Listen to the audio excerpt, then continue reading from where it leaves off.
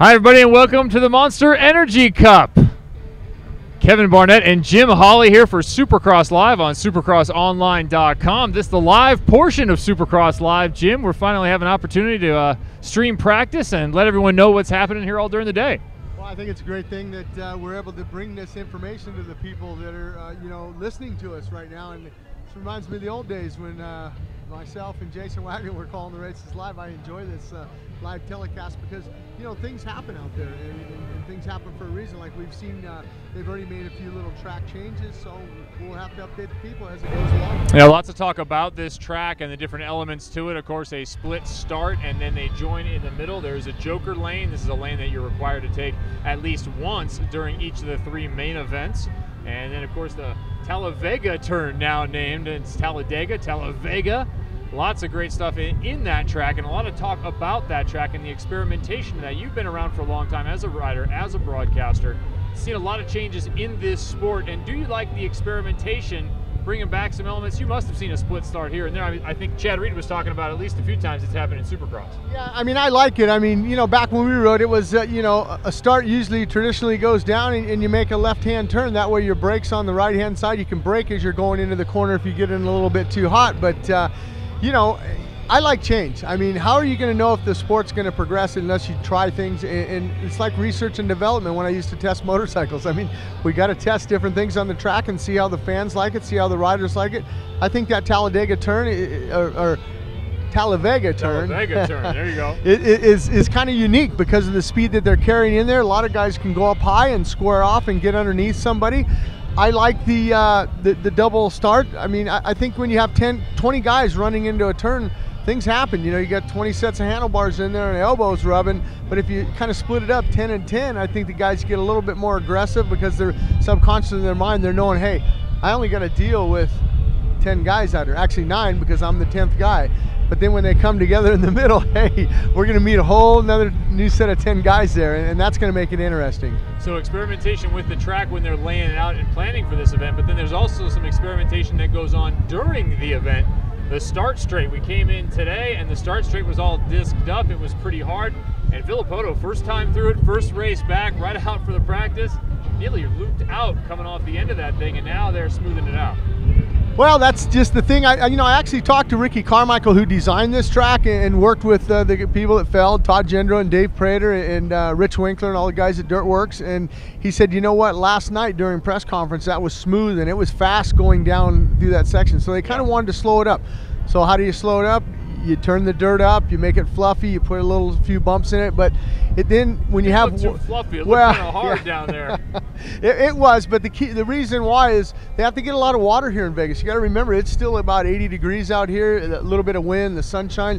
It's very hard in an outdoor stadium to keep that moisture in the track, so they have to put a lot of moisture in. So therefore, it developed kind of one line and it kind of packed down. So they want to make the racing good here tonight for the Monster Energy Cup. They want to make it hard for somebody to win that $1 million. This definitely a warm day even for Vegas here today, about 85 degrees and sunny. I know later in the week it's going to drop down into the 70s, and now the wind has picked up, so that starts to affect track conditions. Of course, more water, and also you're jumping high. This big cross breeze is going to be an issue. Well, not only the issue with that, but as the night progresses, we're in the fall season now. If you can call, we have a fall season out west here, but what happens if they get too much moisture into the track, later on tonight that moisture will start coming up. So if you got a hard, slick track for practice and it doesn't get disked up, it's going to be hard, and the moisture comes up, and you could be having a lot of people having problems with losing the front end or the rear wheel breaking loose with them too. So you got to watch that. And like you had mentioned, Kevin, the wind here, I always hated that. Because once you start, if you jump on the left side, the wind's blowing the other, you could end up clear on the other side of the track. Well, if you're side by side with another guy, that that could be havoc for the two coming together, and I've seen it happen before. But hopefully it'll die down. It's not too bad, and usually traditionally this time in Vegas it picks up a little bit. Well, this is the second year of this event. Last year, the inaugural Monster Energy Cup, and the participation in this event was a little bit late for a lot of guys. Ryan Dungey, of course, just moving over to that KTM, Red Bull KTM team, rejoining Roger DeCoster. He'd had about 8 days on the bike, so he was unsure if he was coming. I think Villopoto committed fairly early. This year, we've seen a lot of commitments early on from that open class, and there's a lot of talent Chad Reed coming back from injury, Ryan Villapoto coming off of injury, both riders their first race back. Then you have guys switching teams over at GGR. It's back to the future, back to 2010, so it's Brayton and Grant once again for that group. But there's some interesting storylines happening just in that open class. In addition to the guys who are stepping up and running that open class, Baggett going to run a 250. Barsha, of course, now on Team Honda Muscle Milk. He is moving up to the 450 permanently. There's some interesting bylines in just that open class alone. Yeah, I mean, you'd mentioned like a guy like Villapoto coming off the injury. You know, he's coming back to the same team. He's coming back to the same bike.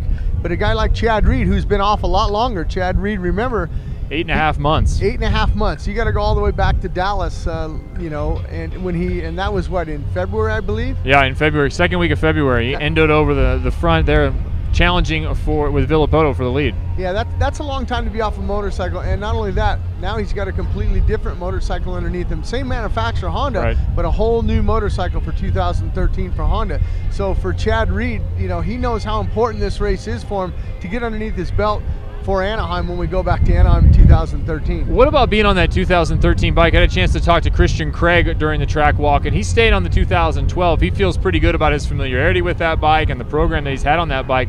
What about changing right to the 2013? That's not generally a choice that's made by the rider, is it?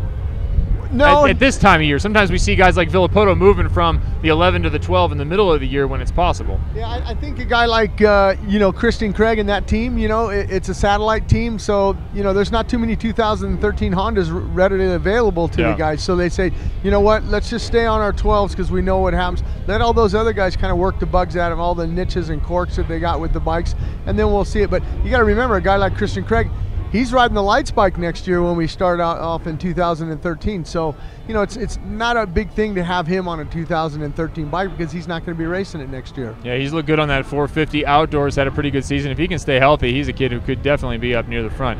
Give you a rundown of what's happening here as the practice A comes out.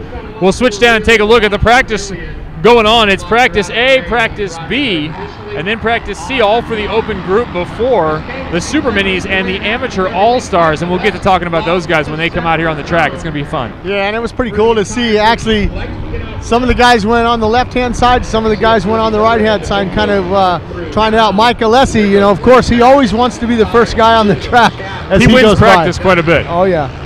Yeah, Alessi does like to be out front. And now watch, after the start-finish jump here, there is an inside-outside option in this right-hander right after the landing.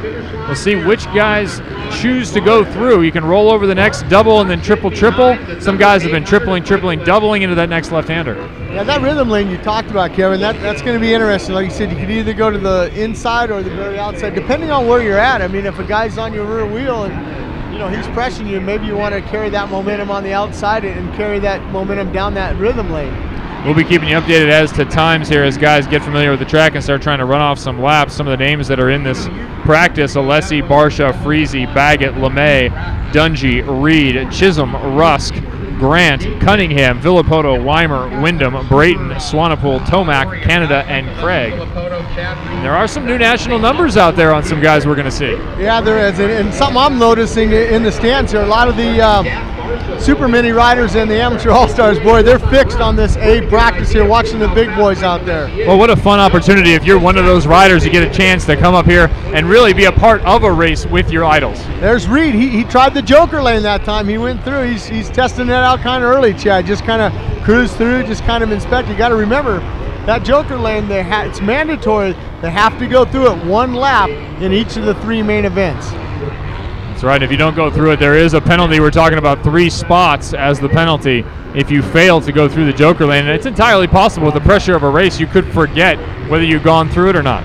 And it's, you know, I talked to some of the guys at the AMA. I'm not sure if they finalized what the penalty was going to be, but they were talking about maybe possibly docking them 3 positions. Okay. So you better get your butt through that Joker lane.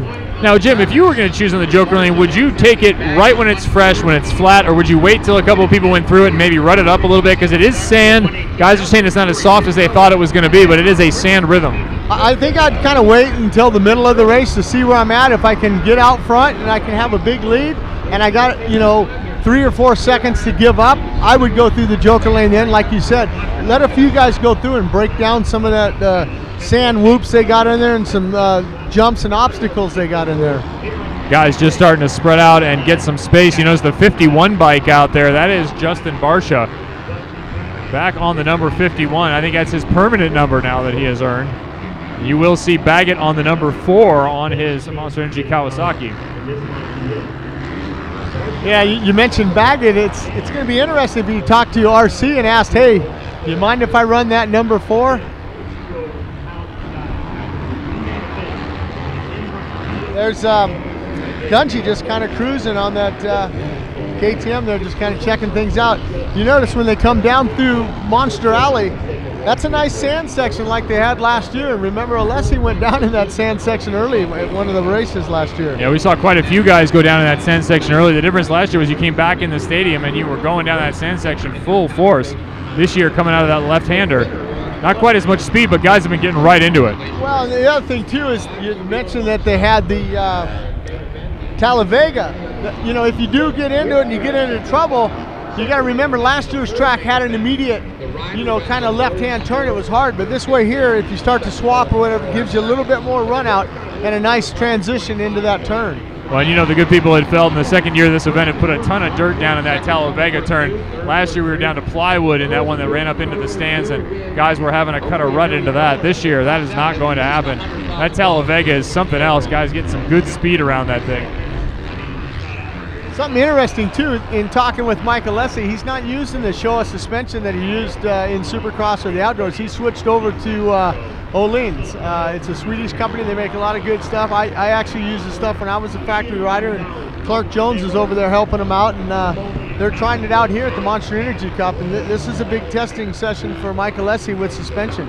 This seems like a great opportunity to test out those things. New bikes, new suspensions, new settings, new riders on new bikes, and new teams. This is a kind of a unique opportunity, so you're not entering A1 just cold. Yeah, and a lot of the guys, like you mentioned, like Eli Tomac, he's riding a 450 here at the Monster Energy Cup, but he's going to be dropping down to the you know, the lights class when we start Supercross in 2013. But for these guys here, this race isn't a championship. It's just a one-off race with a lot of money on the line, $1 million. And there's not as much pressure as one of the guys went down there, and that was Blake Baggett, number 4, the 250 outdoor champion. There's his mom there. She was the one in the background. She's heading down to the pits to check on her son. Yeah, never good for a mom. I remember seeing Ryan Dungey's mom interviewed this year during the Nationals, and she could hardly look away. She said, even at this level, I know how good he is. It's hard to watch. Hey, the more things change, the more they remain the same. Who do you think's sitting atop the leaderboard right now? It's Ryan Villapoto with a 109.27, followed by Justin Barsha with a 109.76. Then it's Tomac, Baggett, Reed, and Alessi. It appears that Ryan Dungey has yet to rip off a lap. He's still out there just kind of coasting around. It's a mind game with these guys every week, and we see that in Supercross, when to put down your fast laps. Yeah, I mean, you know, it's still early in the session. You got to remember they still have one more time session after this. So, you know, it's no urgency, but we were talking off camera before we went on camera, and you were thinking, well, I think it's going to be, you know, Dungey. And I said, I think Villapoto. What'd you say? I think Dungey's in the right position. I think he's in good shape. I think he's in the right spot as far as his program, his familiarity with the bike. All these other guys coming back from injuries, they've been off the bike for a while, but I mean, I don't think you can doubt the powers of Ryan Villapoto. He's proven to everyone he can come back from injury. I mean, that horrible accident he had in St. Louis, and he came right back and won A1 last year. Yeah, and that's the key, what you said, you know, proven. He wants to come out here and prove to his competitors that, hey, I am back. I'm ready to go here. Ryan Villapoto did not come to this race to finish second or third or to see where he's at as far as his training or where his bike setup is. He comes to this event to win $1 million. Often talk about the mental side of this game, of being a race rider, and it seems like Ryan Villapoto is one of those guys who is just simply exempt from that. The man is a machine. Nothing seems to bother him. It seems like he has his program so dialed in that no matter when he comes to a race, no matter what has happened before, he is ready to race at 100%. He is, and I think that's the key to his success. I mean, Olden Baker's working with him. There goes Dungey around the outside of Eli Tomac. And now Dungey, I guarantee you, Dungey's times are starting to step up right now. Yeah, Dungey currently way down the list on fastest riders, but you know he's going to take a step up here shortly. How about Killy Rust, the new number 66, JT Money, Florida boy decided to call it a career. Coming into your screen there, that's Justin Barsha on the 51. It was tough last year when the 17 went from Barsha to Tomac, and it was the same gears, same bike, same everything. So get used to the 51 now for Justin Barsha. Yeah, you can notice his style. Like he'll put together a couple sections. Now he's kind of cooling, and this section just kind of seats hop that little thing into that left-hander there, but not pushing it right now. But earlier, you know, see, I was just rolling this triple right now. So, you know, some of the guys won't put together a full lap. They'll just kind of test something out and take a little bit of a breather, maybe come into the mechanics area, make an adjustment. We'll see if he goes into the mechanics area. He's actually pulling off the track there, so I see some yellow flags out there. Red flag. Red flag. Okay, so we must have a rider down somewhere on the track, some sort of problem with the track. So practice is getting shut down. Yeah, I see the Asterix, Eddie Casillas, the Asterix Mobile Medical staff kind of going into the back section. It's out of our sight as they go outside the stadium. Remember, this is a hybrid track, so they go outside the stadium. Yeah, a very unique event. If you're a fan, you get an opportunity to be right up against the stadium, or right up against the track outside of the stadium. There's a whole section that you can go through. That Jake Canada there on the 59? Yeah, it looks like that Jake Canada, he's just kind of cruising. Now, once that yellow flag Christian Craig, Christian Craig on the 59 there, the TLD 59. You'd mentioned that they're changing the numbers. Yeah, there's all kinds of numbers of Canada. The 57 last year. Jake Canada at this event on that Moto Concepts team. There, look at the leaderboard. You have Villapoto there, followed by Dungy. Stepped way up. And then Barsha, Tomac, and Grant. How about Josh Grant stepping back into that spot there? He also back to the future over there at JGR. Well, and I think it's good. I mean, you got to remember that Josh Grant's the only rider that's given JGR their first win in the Supercross. Anaheim a couple years ago and some outdoor wins. So they have a lot of good chemistry there. It's just he ventured off and went to the factory Honda ride and had problems and injuries. And then last year he was on the Jeff Ward Kawasaki, and now he finds his back to his familiar surroundings. Just like when when you're traveling on the road, you go back home, you get your same bed that you've normally been in for a long time. That's where Josh Grant is right now. I look for him to, if he's healthy, that's the key word right there. If he's healthy, I look for Josh Grant to run into it. Yeah, Josh Grant undoubtedly has the speed. There's no question he has the speed. He, in fact, gave Jeff Ward Racing their first ever podium finish. Yeah, I mean, this is a guy that, he's had some success in the lights and then transitioned over into the 450 class, but an awful lot of injuries for Josh Grant. I'm glad he's here and healthy. That's the main thing. All right, with a break in the action, the 450 or Open Class B coming up. How about the amateur all-stars that are happening now? Adam Cianciarulo has been coming for how many years now? It seems like forever. It seems like 10 years we've been waiting on this kid to step up and be a pro, and here he's going to make his debut on the 250. We saw him dominate Super Mini last year, but there are lots of names in that group. I think Cooper Webb is the challenger that I think of right off the bat. Yeah, Cooper Webb, you mentioned Thomas Coventry. He's going to be there. A-Rod, Anthony Rodriguez. Right, A-Rod's here. One of the guys is not here, but he'll be riding for Mitch Payton in the pro circuit, is Justin Hill, who won the amateur all-star here last year at the Monster Energy Cup. So, but I look for Adam. I think he's going to dominate. This kid's just phenomenal. He's ready to go at the press conference. The way he handles himself, pressure doesn't bother this kid. But although when he was out in the free practice, we did see him do a little tip over that first lap. So we'll see what happens. Yeah, maybe he's got that tip over out of the way, and so he's ready to dominate yet again. He was very relaxed in the press conference. Quite funny when he was asked about whether he was nervous, more nervous about the race or more nervous about the Monster Energy girls. He said, no, I can handle the Monster Energy girls. It's the race. It's the fact that I'm sitting up here with all these guys next to me, with the Villapotos, the Dungies, the Braytons, all those guys sitting next to him. He couldn't believe that he was included in that group. Yeah, I mean, he's just a neat kid. I mean, to watch him last year on a Super Mini ride here and just dominate the way he did, I mean, I'm sure he's going to have a good ride here, coming out tonight in his debut in the 250 class for Mitch Payton. But, for him to transition from a two-stroke to a four-stroke, that's a big learning curve for somebody to do it, but I think he's handled it well. We're going to have a lot of people coming up here. We're expecting Nick Way to come up and join us, talk about what he's been involved with, and we'll also have Wes Kane up here because he's an expert on these Super Mini guys and also the amateur all-stars. He's seen all these guys develop through Loretta Lynn's, through the other amateur races that are out there and the other circuits, so we'll have those guys up here joining us as well. this isn't just a race. Of course, the hybrid track, a lot of talk about that. The opportunity to see all the stars in the middle of the fall when you wouldn't normally have an opportunity to see them perform. This is also a party. The pit party, as usual, a Supercross staple going off. And then we have all kinds of demonstrations happening. There's FMX happening. There's also Gymkhana happening. Ken Block out there burning up some rubber. Have the monster trucks. You have Damon Bradshaw down there at one of the trucks signing autographs. So there's a lot happening here, Jim. It's more than just a race. It's more of an experience. Well, and I always kind of find myself when I come to these things, I've been to them coming a long time, as some of the freestyle guys are out there. But, you know, I go over and watch Twitch. Taka, you know, I was over there watching him. But it's just kind of neat to see because you're up close and you can see that. And you mentioned Ken Block out there. I mean, it's just phenomenal what he can do in a car.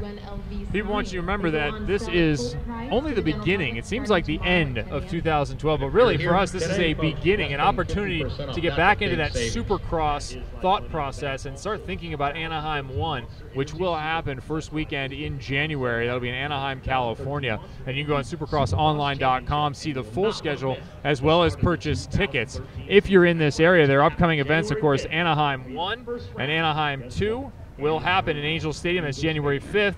And also February 2nd. Those are split by events in Phoenix, Los Angeles, Oakland, and San Diego. So there's a lot of action happening in Southern California before the tour moves on to the rest of the United States. So we have 450 B class. Speaking about moving on. Open class. Open class B coming out on the track, just coming through the start finish. Justin Brayton, he says, hey, I want to show that Yamaha. I want to kind of see what it's made of. And he actually came up a little short on that finish line jump last night during press conference. I think Adam C. followed him off too, and the both of them were on Twitter later saying, well, we just barely made it through that. So Justin Brayton off to a quick start.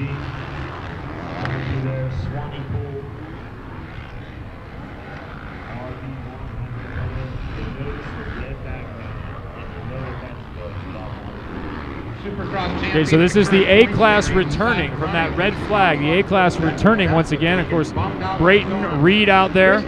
You mentioned all behind the big guys. Yeah, behind Reed, Tyler Bowers, the two-time Arena Cross champion. Tyler Bowers had a horrible crash last night. He came up a little short. I talked to him. I go, what happened out there? He goes, man, I knew I was going to come up short, but I didn't think I was going to come up that short. I mean, he had to change his handlebars. His mechanic had to push the bike back, but it's good to see Tyler Bowers, number 68, out here. There's a good look at Ryan Villopoto leaving the stadium off on the far left-hand side, jumping out. I really like the way they're jumping out of the stadium this year. Villopoto still with that fast lap at 109.27. Not unusual for these guys to drop lap times in the B practice when we'll see them again later, even as much as 2 seconds. Right now, still on top. And there is Eli Tomac, number 17. Of course, the runner-up in the outdoors, pushing Blake Baggett to the very end, giving it everything he had at Elsinore. And many times last year, even on that 250, Eli Tomac was the fastest guy on the track in practice during Supercross. It's not all about having a 450, it's about how do you flow on the track. Yeah, well, he's flowing right about now. If you look at him there, he's just nice whips. You know, I look at Eli Tomac to be the next Ryan Dungey coming up, you know. Right now he's doing it 108.8. He's the new leader. Well, anytime you can watch a guy out there and he's whipping and he's having fun, he's just flowing with the track, you know he's turning in some fast laps. Okay, hang on. Ryan Villopoto's having none of that. Tomac led for about 30 seconds, so it's 108.5 now from Villopoto, followed by Tomac, and then Dungey at that 109.4. Yeah, it's only going to get faster. And there's that Joker lane like we're talking about on the left-hand part of the screen there. Now we're going to zoom in on Ryan Dungey, the man who runs that number 5 for the factory Red Bull KTM.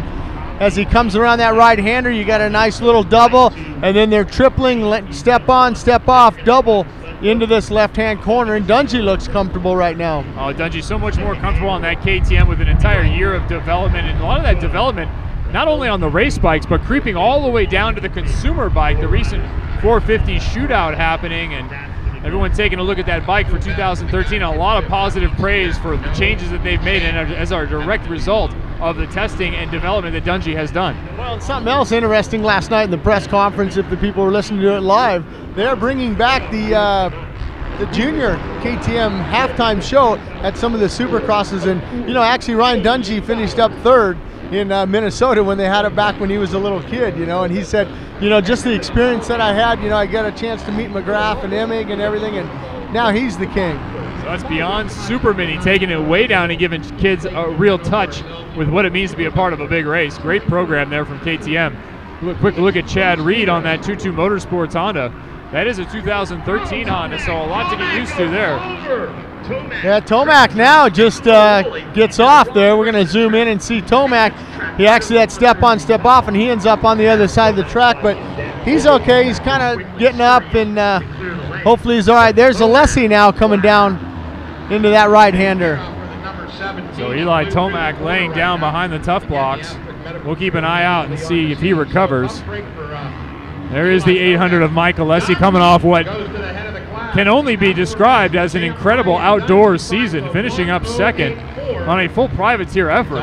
Almost unheard of. I mean, it's a completely different bike than a factory bike. Well, and that was good for those guys. They actually won a moto, you know, up in Washougal. That's first right. round out there, and that was big for him. And you know, Mike Genoa, the team owner, you know, the team up there, they're based out of the Pacific Northwest. To have all his family and friends there, and the effort that they're putting in, and to finish up second in the championship, nothing to sneeze at. No, certainly not. And while that is an off-the-shelf bike, of course, they do have top-of-the-line equipment and top-of-the-line people working. Well, look at the top riders there: Dungey, Villapoto, Tomac, Barsha, and Jake Canada. There's Canada, the number 23 of Jake Canada. Yeah, you mentioned that they changed the numbers. I was looking out there, I thought it was Martin Davalos, but then I looked down, it was Jake Canada. We're going to be learning these numbers, you know, as they go. It's a good opportunity for us. You mentioned Martin Davalos. He's not here, but he is on Mitch Payton's Pro Circuit team for next year. There's the number 12, Jake Weimer, coming around. Yeah, Weimer right now, you know, he's just kind of feeling it out. We haven't seen him in that top 5 in the times, but it's going to be time for him to step it up, and it's going to be time for him to step it up for some more podiums in Supercross. The Talladega turn there, they're kind of going to the inside of it. They don't want to leave the door open there. Yeah, it seems like what is the beginning of an important year for Weimer. Certainly a guy with speed to be up there on the podium. So Ryan Dungey now 108.47. He is setting down the fast time. He's followed by Villapoto, Tomac, Barsha, Canada. And it looks like Tomac might be behind Jake Canada that's going to the Talladega turn there. Tomac back on the bike for sure. He's taking it a little bit slow, but good to see that he has recovered.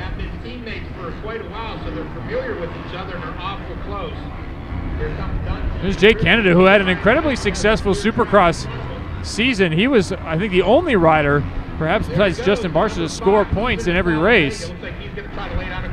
Well, he's one of those guys that are a big guy, like Eli Tomac, and I was alluding to it earlier in the broadcast that, you know, the bigger guys like that, I think that the light spike kind of hinders them a little bit. You know, they're taller like yourself, Kevin. You can appreciate that. I mean, when you got a bigger bike, it makes things a lot easier to ride. Yeah, when you say taller, I'm not sure anyone approaches me at 6'6", but luckily they don't end up looking like a circus bear out there riding around. About the biggest guy out there runs 6'5" or so, 6'4", but certainly unusual. Okay, so there is the 57. That's Ben LeMay. So he takes over the 57. Ben LeMay on that Rock River Yamaha team. Yeah, he actually, I believe they had a good outdoor season. It finished up in the top 15, if I'm not mistaken. Yeah, Ben LeMay signed again with Rock River. Good things on that team there. Get a look at the leaderboard. Dungey, Villapoto, Tomac, Barsha, and Canada. Boy, Jake Canada continuing to push it there. Looks like a good result to be in the top 5 in practice number 1. Again, this is practice number 1, practice A of the open class. So there's an open class here at the Monster Energy Cup, and then there is the Amateur All-Stars. They'll be on 250s. and followed by the Super Mini class. Those are 110s, so they're riding out there in the Super Minis? Yeah, 110s, you know, they can modify them. They basically take an 85cc motorcycle and they'll modify them up and bore them out a little bit, put a little bit bigger piston in it. They have a little bit longer swing arm, a little bit more suspension and things like that. But basically, it's an 85 that's kind of, they've made it just a wee bit bigger and a wee bit faster. Kevin Barnett and Jim Hawley bringing you all the action here from Sam Boyd Stadium. This is the Monster Energy Cup, the second annual Monster Energy Cup. Practice going on behind us. The Open A group just finishing up. Open B will be on the track next. And there is lots of other stuff happening. Right now, Ken Block is throwing up some serious smoke out in the parking lot, doing some awesome donuts. This is a great event from a fan perspective, an opportunity to just come and enjoy motorsports. Not only the action on the track behind us, the SX MX. I'm not sure what to call it. What do you just call it? The Monster Energy Cup. Can't really refer to it as Supercross, but it's close anyway. So we'll have some guests for you here coming up later. We have more details on the track, and we'll continue to give you the times as to what's happening. So we'll take you to a break here in just a couple of minutes as the 450 or the B group is just about to come out.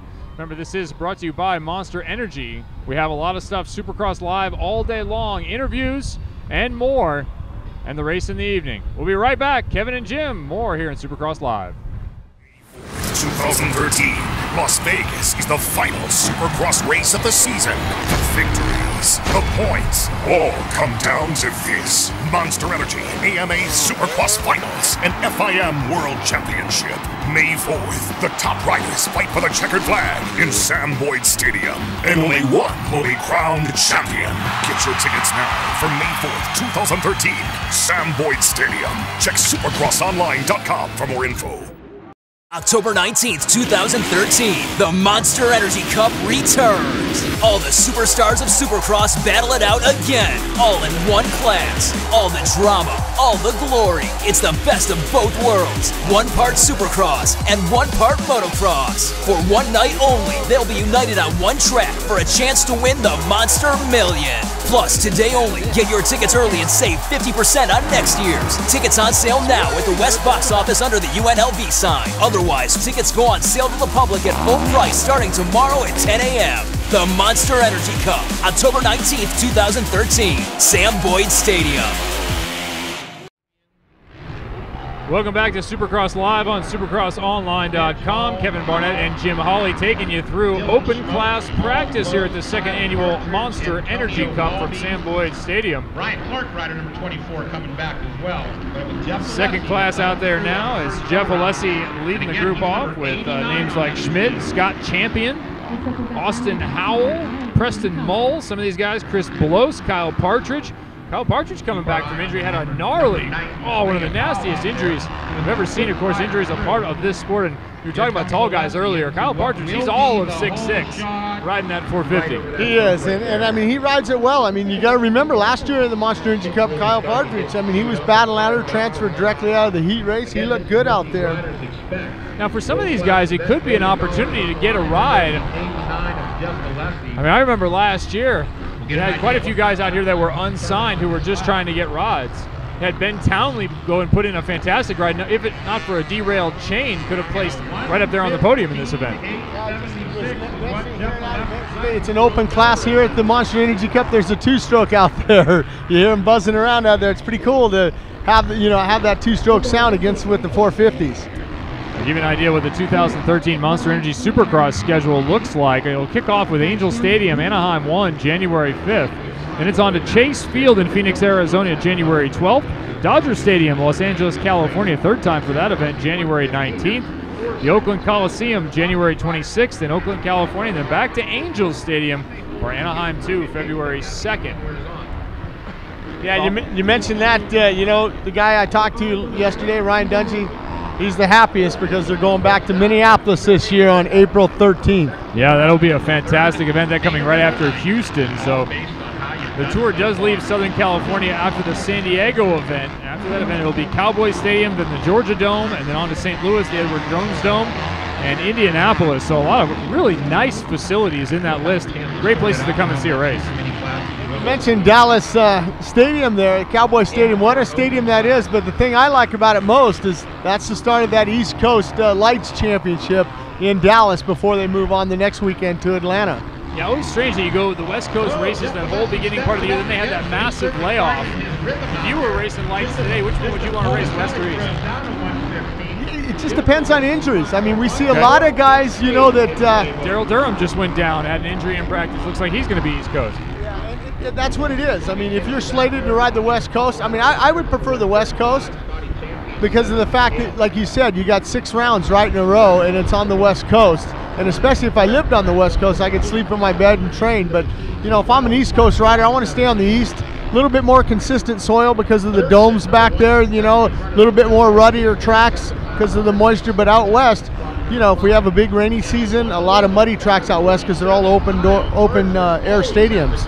No mud here in Vegas as the wind again picking up. This track's starting to dry out. During that A practice, guys were putting down times in the 108s to lead that. Right now, the best time on the track is Kyle Partridge with a 111.5. And remember, no heat races in this one. Seating coming straight out of, gate pick coming straight out of timed practice. Yeah, and you mentioned that, and we were talking with the A practice, that was 108, so 108 to 111. But in fairness to these guys, they just got out here. Kyle Partridge will bring that time down. I'd look forward to him to probably take off at least a second and a half off of that time. You're getting a look at the 981 of Austin Politelli. He's running on a 114 pace right now, about 3 seconds off the lead in this group. I'm surprised, Kevin, and a lot of the guys, they're really not taking the joker lane. Just I see every once in a while somebody out going it, but for the most part, the way it comes down out of Mounster Alley, it just kind of flows onto the track. You have to make a little bit tight left-hand corner to get through that section. Well, I'm not sure what to do with that joker lane, but maybe we can bring in a guy that might know what to do if he were out there on the joker lane. Welcome in Nick Way. Nick, thanks for dropping by, and good to see you out here at the races.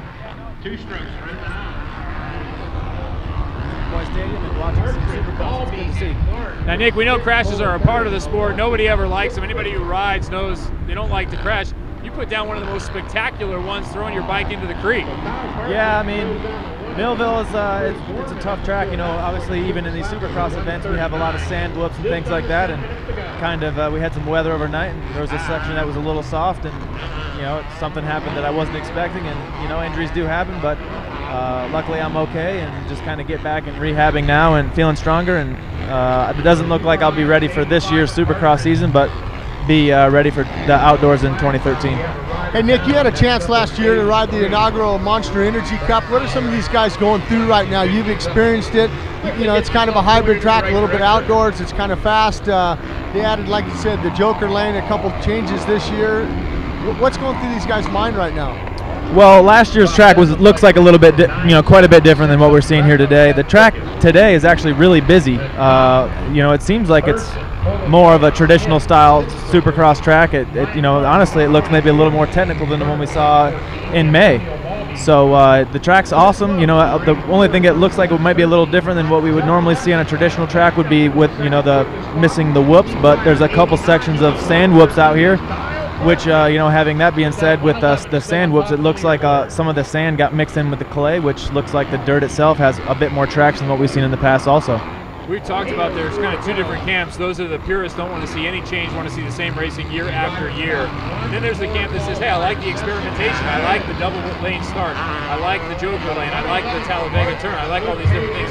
Where are you falling on that? Well, I mean, years past we had the split start, which was, pretty exciting. And, I'm all for getting the fans involved and, making it exciting for everybody. I think that'll be fine for sure, especially I hear that, the gate pick will be basically transferred from each main, so there's not really going to be even if there was, an advantage, it's going to be evened out by that. Also this joker lane, we've never seen that. I saw a few guys hit it. The layout of the joker lane is actually pretty technical. I thought it would be a little bit more easy seeing it on the track map, but you know, with it being so technical, it's not a huge time disadvantage, but obviously, you know, it's slower. So anytime you're slower, you don't want to do that. So it should be good to see what happens. You mentioned that split lane, and I don't know, Nick, if you were probably riding a 65 or something when I rode, but back in 1985 when I won that World Supercross Championship at the LA Coliseum, they had a split start. It was 10 guys on the front gate. They went off and went into the first turn, then another 10 guys went off after that. So sounds like amateur racing. Yeah, they've tried a bunch of different ways, but I think this way here at Sam Boyd tonight with 10 guys on the left, 10 guys on the right, I think it's pretty fair when they meet right in the middle. Yeah, it looks like it's fair, and I'm assuming that they did quite a few tests, you know, going out here and timed it and everything, but at the same time, when you come in here and you turn left at the beginning and get into the lane, that's the typical way the track is. So that part's going to be worked in as the, you know, the right-hander coming in is not going to be quite as worked in, and you know, you're not going to be as familiar with it. So there's going to be that disadvantage, even if, you know, the time itself is going to be the same. Nick, you've been doing other things outside of moto. We're going to take a look at the racing while you tell us what you've been involved with otherwise with your Michigan Mafia. Yeah, I've just kind of been working on my Mafia Moto Crew clothing line, and it's coming together pretty nice. Been to a few races here and there supporting some amateur stuff. Went to a race back in Michigan, and a track where I first started riding at, and they had a big amateur event, so I hung out there with kids growing up, so that was awesome. Just getting involved with some of my sponsors over the years, working on some of their new projects for, you know, years to come, you know, gear designs and things like that. Just doing some things that I like to do when, you know, I'm not on the track, because essentially, you know, right now I'm kind of on the couch. Let me ask you this: you got to pay a royalty to the Mafia, for using the name? Well, I got it. It's a brand. Well, I'm not just the Mafia, because that's a little bit sketchy. But Mafia Moto Crew, yeah, I have that all. That's trademarked, so that's me. Well, today, Kevin and I, we were in the pits in RCH. You know, joined forces with Kerry Hart over there. They're on the factory Suzukis. Do you see yourself when you retire from the sport, possibly running a team like RC is doing, or in a different capacity like a Mike LaRocco or an Eric Kehoe? Well, I mean, as you know, Jim, just being involved with racing itself, if you're riding or being a part of these teams, takes so much time and effort. So it's not an easy decision to say, oh, I'd like to do that. It's something that I, you know, have a lot of experience knowing that these guys put a lot of time and effort into it. So, you know, I definitely would like to stay involved in the sport, but you know, for right now, I'm still focusing on my riding and training, and you know, for fun, I'm just getting this Mafia Moto Crew clothing line going, which has been really fun for me, and getting some other kids involved and trying to help them a little bit along the way. Also, that's a big part of that. But you know, really, my mentality is just to try to be healthy and put together the sponsors to have the support that I'm going to need to compete with these guys when I come back. Yeah, what about coaching? Is that something that would ever enter into your mind as far as passing on the knowledge that you've gained as a professional racer? Well, I mean, I think it's always fun when you can help a guy who doesn't have experience and then teach him, you know, the way. And yeah, I mean, I'd definitely be open to helping some kids. I think that's definitely the way that our sport's growing, and a lot of guys out here are getting, you know, a lot of advice from a lot of past racers who've had a lot of success, and I think that's why you see the level of competition growing every year. Well, it's a great opportunity for riders of all levels to mix. Certainly a good chance for the guys who are the amateur all-stars or the super minis. Thanks, Nick, for dropping in with us, and enjoy the rest of the day. Yeah, thanks. I appreciate it. All right, Nick Way. Good to see Nick Way again. Yeah, good to have him back at the track. Action back out on the track. A little update on where we are with lap times as practice beginning to conclude.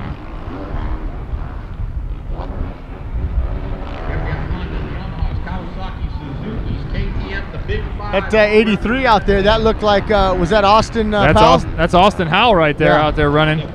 Kyle Partridge has put down the fastest lap time so far in this practice with a 1:11.09, and then you have Antonio Balbi, a 1:12.6. Jeff Alessi, Chris Bloss, Austin Politelli, Nick Schmidt, and then the Swede in there, Philippe Thursson.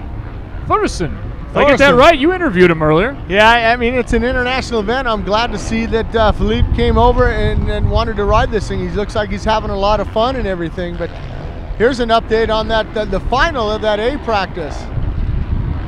All right, so the final off that A practice, Ryan Dungey laid down a 1:08.2. Oh, a smoldering time. 3/10 behind him was Ryan Villapoto with a 108.5, and then you had Eli Tomac, Justin Barsha, and Jake Canada, followed by Weimer, Grant, Reed, Alessi, and Brayton. So, hey, coming in at 2nd and 8th, the guys coming off injury, right off the couch and back into the top 10. Well, we'll see that final time practice when they come out here. Oh, yeah, the second one's certainly the most telling, and there's a look at Landon Powell, number 93. Is this group hoping to make the night show and get an opportunity at those 3 main events, a very unique format. 3 main events back to back to back. It was 10 minutes between the events last year, and actually Ryan Villapoto, very interesting choice last year. He had won the first 2, shot at the $1 million. He stayed down on the floor. He never left the start gate area between races, waited for race number 3, didn't go back to the pits.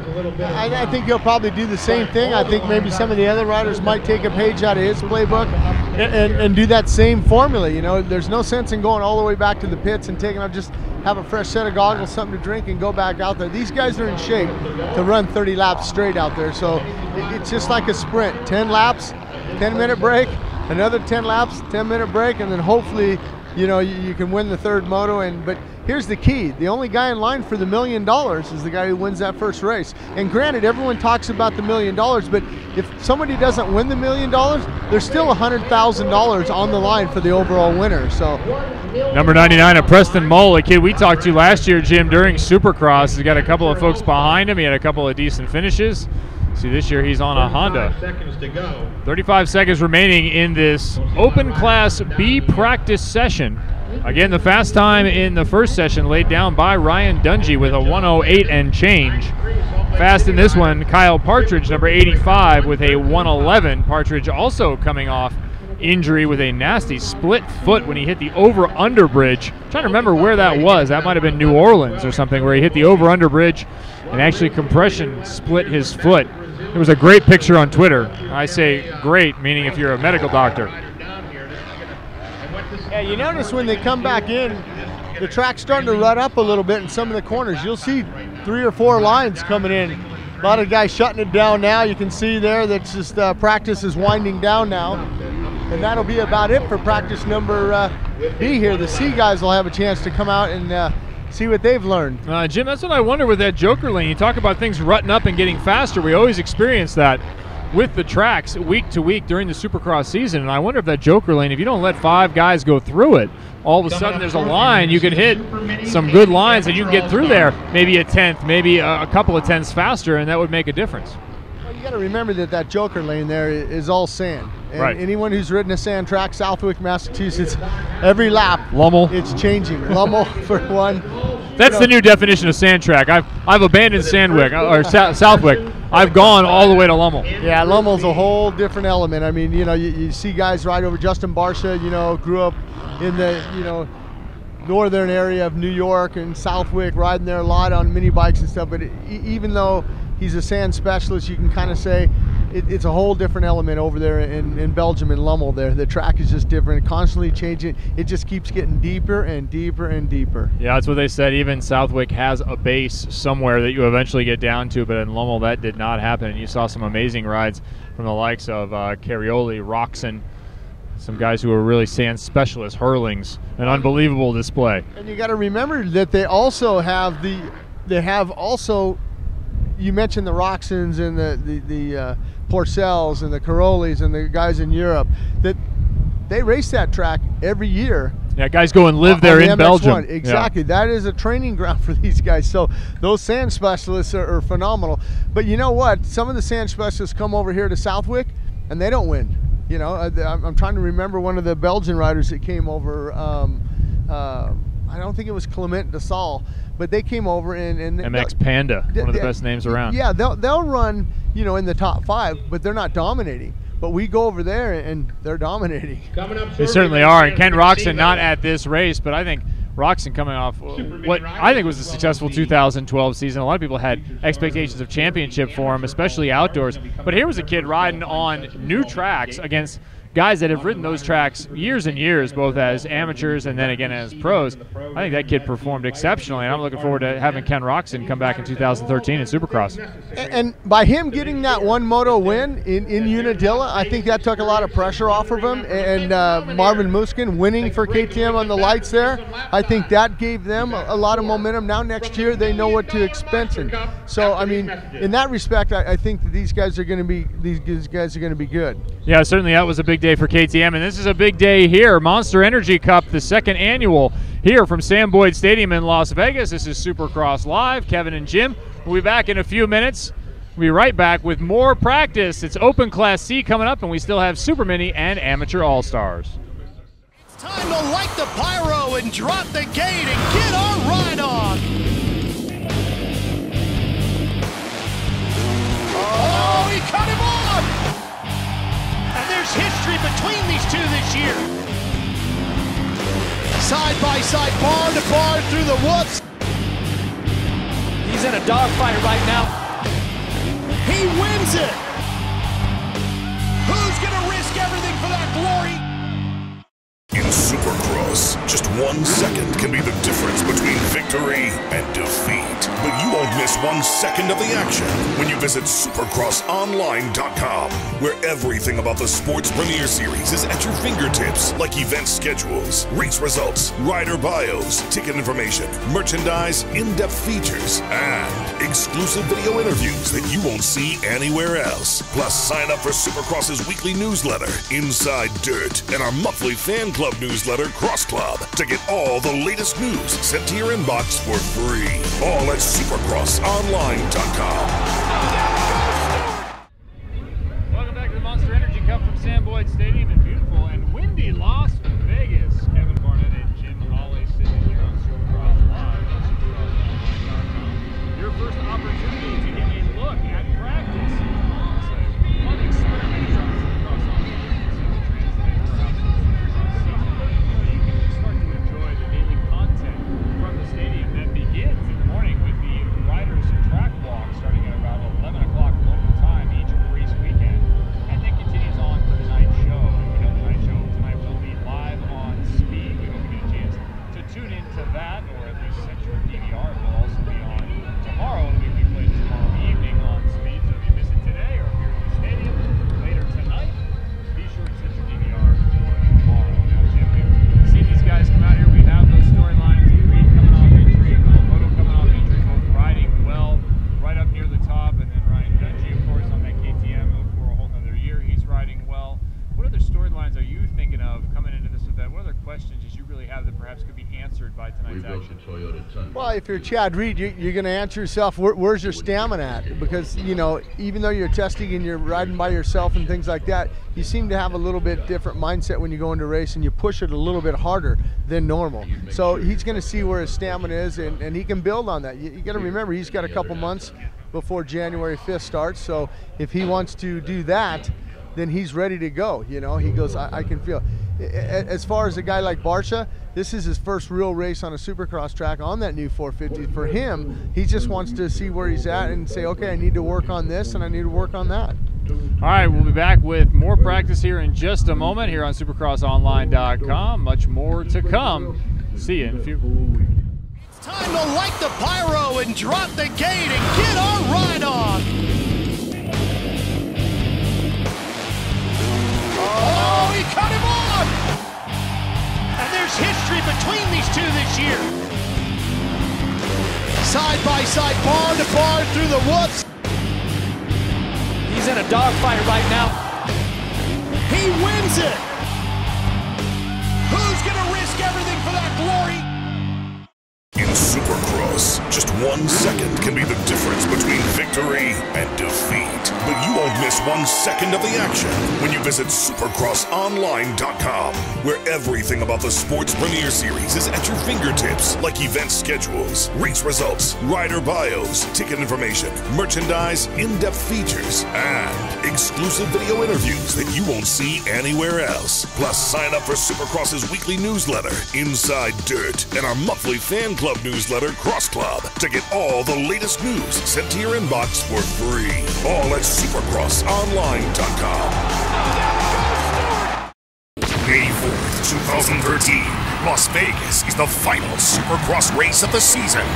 Victories, the points, all come down to this. Monster Energy AMA Supercross Finals and FIM World Championship. May 4th, the top riders fight for the checkered flag in Sam Boyd Stadium. And only one will be crowned champion. Get your tickets now for May 4th, 2013, Sam Boyd Stadium. Check supercrossonline.com for more info. October 19th, 2013, the Monster Energy Cup returns. All the superstars of Supercross battle it out again, all in one class. All the drama, all the glory. It's the best of both worlds. One part Supercross and one part Motocross. For one night only, they'll be united on one track for a chance to win the Monster Million. Plus, today only, get your tickets early and save 50% on next year's. Tickets on sale now at the West Box Office under the UNLV sign. Otherwise, tickets go on sale to the public at full price starting tomorrow at 10 a.m. The Monster Energy Cup, October 19th, 2013, Sam Boyd Stadium. Welcome back to Supercross Live on supercrossonline.com. In 2012, Las Vegas, the finals sold out in an unprecedented 2 months before the event. On May 4th, 2013, Las Vegas is once again the final battleground of the season. Get tickets now while you still can. Go to supercrossonline.com for tickets and host hotel information.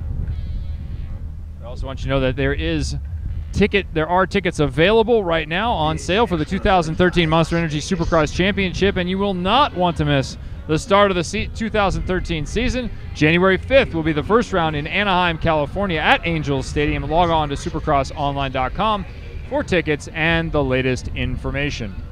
Kevin and Jim enjoying a beautiful afternoon here at Sam Boyd Stadium, and open class practice has just completed. Looks like we might have a C group. We're not sure. They're doing a little track maintenance behind us, a little bit of a break. But anyway, through two groups off practice, you had Ryan Dungey and Ryan Villapoto up front. The Ryans leading with Tomac, Barsha, Canada, Grant, Reed, Alessi, Brayton, Craig, and LeMay rounding out your top 12. And then the second group, Jim, fit in with the top time by Kyle Partridge at 111.09. That fit in about 15th. Well, which isn't bad, you know. I mean, he'll have a decent gate pick going to the heat race with that. But you got to remember that we still got another time practice coming out, and the track's going to change, and I think it's going to get a little faster out there. You know, these guys that went back to the truck, they're making a few changes on there. Maybe possibly some guys are making some gearing changes, and you know, they'll come back out, and I look for some of those times to drop by about a second. Yeah, we watch those times drop by a second or a second and a half, and primarily, why is that? Why does the track get faster for those that aren't out at a track every week, or maybe aren't riders themselves but are fans? I think that you know, the more time you get onto the track, you get, you know, more acclimated to it, you get more comfortable, and then the lines start to develop in there. You got to remember that a few of the guys, when they come onto the track, they're just kind of, you've seen in practice where they'll kind of do a couple sections fast, and they'll roll a couple sections, and then they'll pick up that section, then they'll put it all together. And you got to remember that you got to have a good clean track. A lot of times guys will get in front of you, and you know, you're putting in a good lap, and then you come up on two guys and they're in the best line, and you got to go outside. So it's kind of hard. That's why you see a lot of the guys like Alessi, when they'll go out for this next practice, they'll want to go out there first because there's no one ahead of them. So they can lay down a couple, 2 or 3 laps. And traditionally, you know, you'll see in the beginning of the practice fast times, and at the end, usually when the guy waits till the last lap, nobody's ahead of him. Okay, I'm going to pull the trigger and I'm going to go. But looks like the Super Minis might be coming out. All right, we'll have the Super Minis coming up, and we're supposed to be joined at some point here by Wes Kane. Moto historian is what we're going to start referring to him as. He's seen so many different generations of riders, and he's commentated these guys at Loretta's. We will now move to track action. Here are the Super Minis. You can hear them buzzing like a pack of bees. Yeah, it's the power of the two-stroke right now, and these guys are out here. You know, they've had a chance to go out there in the free practice.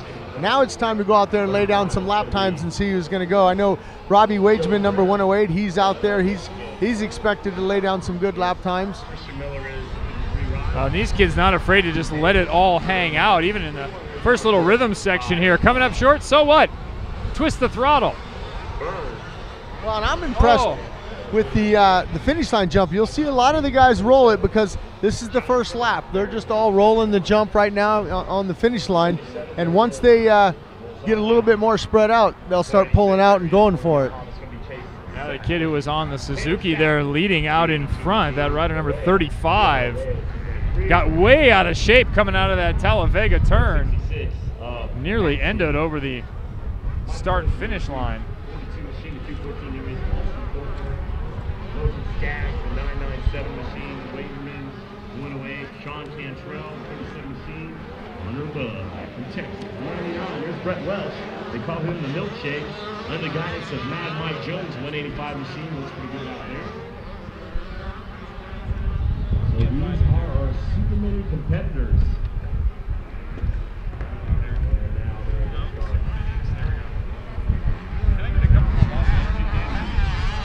20 miles of ad road, the longest straightaway from the gate all the way down.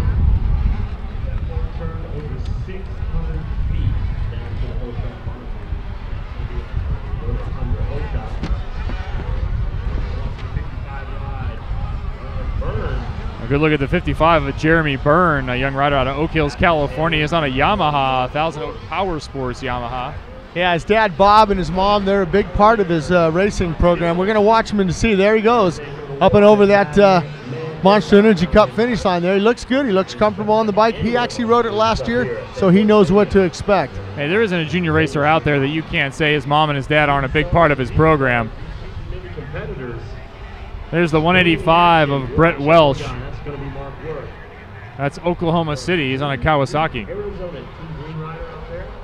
Oh, it looks like it's a tough get-off there from the Talladega. You really have to work hard, maybe preload the suspension to get off of there. Well, and you have to come around. He looks like he made a little bit of a mistake. Let's see the Suzuki rider here, number 53. Let's see what he can do around the Talladega turn.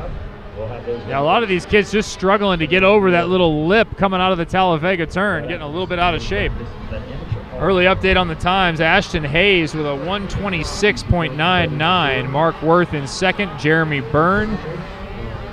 Weston Warozna on the 77 bike with a 128.6. And then Chase Sexton on the 486 sitting there running out the top five. There's the 321. That is Mark Worth. Worth sitting in that second qualification spot with a 127.198. There he's coming off there, just made it over the top of that, and that sets him up real nice for that start-finish line jump. But it's critical getting out of that Talladega turn with enough of a pre-hop that you don't get out of shape on that next little bump.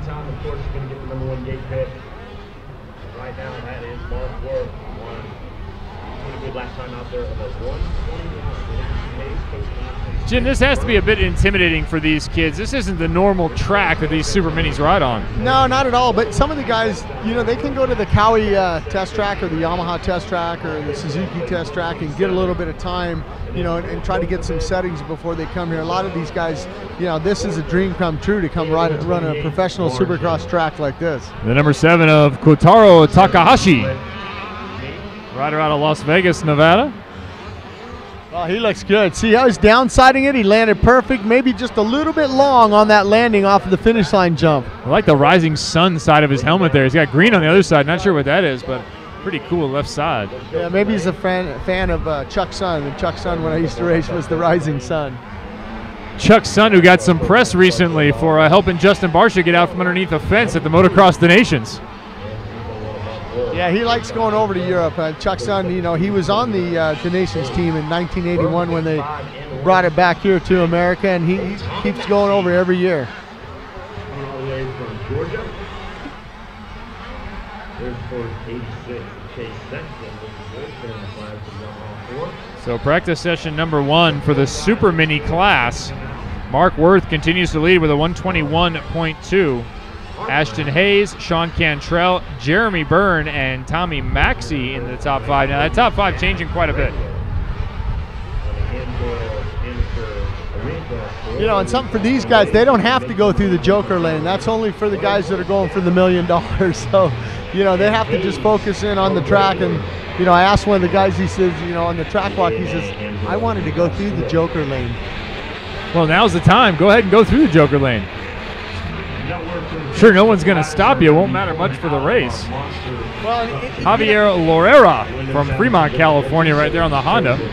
It's the 223. And you notice they go way up in the Talladega turn. They have to carry those momentum on the 85, where, as we saw some of the bigger bikes, they can hug that inside, and they got plenty of power to do the double coming out of the Talladega turn, where the 85s, they got to, or the Super Minis actually go way up top, right about where the Monster Energy Cup is, right there where the M and the P is, and they'll carry that speed on the outside. That's the only way. They can't go down low. They don't have enough torque. Certainly a different world when it comes to power. All the four-strokes nowadays in that broad power band, far different than the two-stroke days, Jim, and these guys back in that where you have to stay in that power band. Well, and I think that teaches them, you know, when they make that transition up to the four-strokes, they're able to have that good corner speed. You know, you got to carry corner speed, and a lot of kids that, you know, ride a 150, they get a little bit lazy on their corner speeds, where I think the 110s and the Super Minis and the 85s, that teaches you to drive into the corner and get on the throttle that much harder coming out.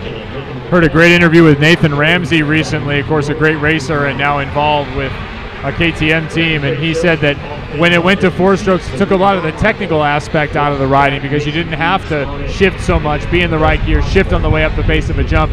You had a lot more options out there on the track. So Mark Worth continues to lead. Now Austin Forkner into second on the 214. The 37 of Sean Cantrell up in third, followed by Chase Sexton in the 486 and Ashton Hayes on the 299 in fifth spot.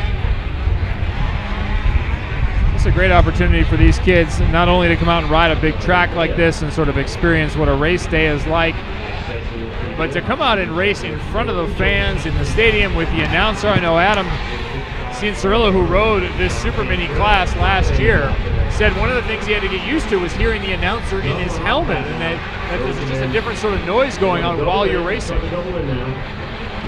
Yeah, these guys go to Loretta Lynn's or, you know, some of the World Mini Grand Prix or Ponca City and things like that. They don't hear the announcer, but you're definitely here in Sam Boyd Stadium.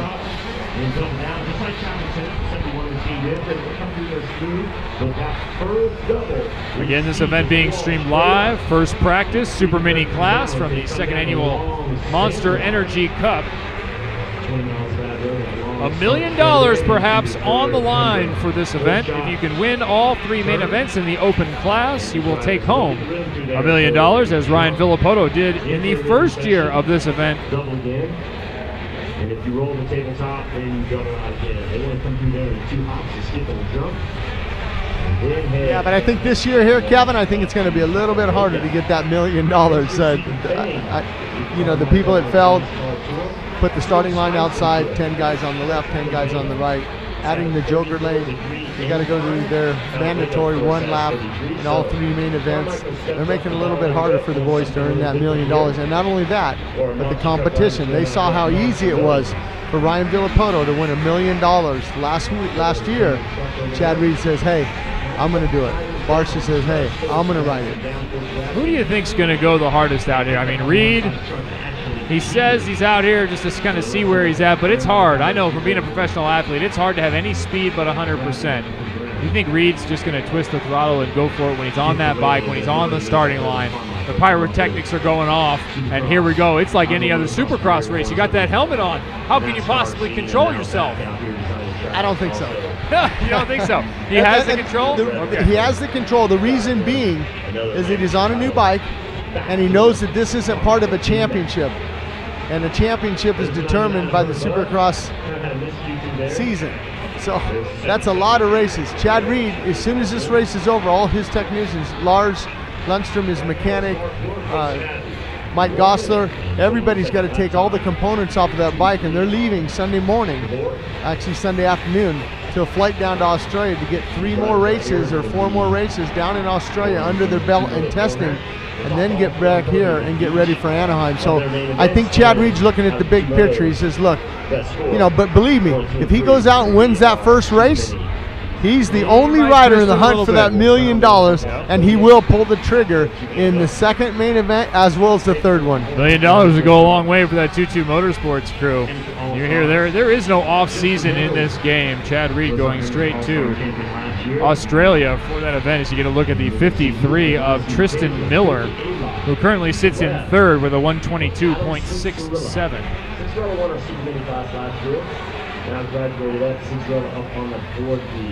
You know, the other thing that I see on the screen that I really like with Feld is the flagging crew. If you notice, they all have the yellow flag and the green shirts, and they're all placed. And, you know, that is really the key to having a successful event, is making sure you have the proper flagmen out there, because a lot of guys go down and you can't see as a rider. There's a lot of blind landings, and they rely on those yellow flags. When they see those yellow flagmen out there, they obey all those flags. 214 on a Kawasaki, that's Austin Forkner. He is currently sitting in second at a 122.3. That's 1.15 off of the pace set by Mark Worth, and he's a 321 out there when you get a chance to take a look at him. Here's some of the ruts that I'm talking about in this right-hander. You see there's a yellow flag, but you see all those ruts up to the top of the screen there. There was 3 or 4 ruts right there. There's those yellow flags we talked about. As soon as they're waving, you just roll those. 486, that's Chase Sexton on that Yamaha. See how he gets back and he keeps that front end light when he's going over that sand section before he heads into the Talavega turn, and here he's going to come down. He doesn't have the momentum to do that double. He's just going to roll the finish line there. I believe I see a red flag out there and the checkered. So that's it for the Super Mini practice. Yeah, the mid flag down, a rider down over here right after the start finish. There's a right-hand turn, that first jump. There is a rider down. The Asterix medical crew right on the scene. So red flag out, medical flag out, never something you want to see in this sport, although a reality of motorcycle racing.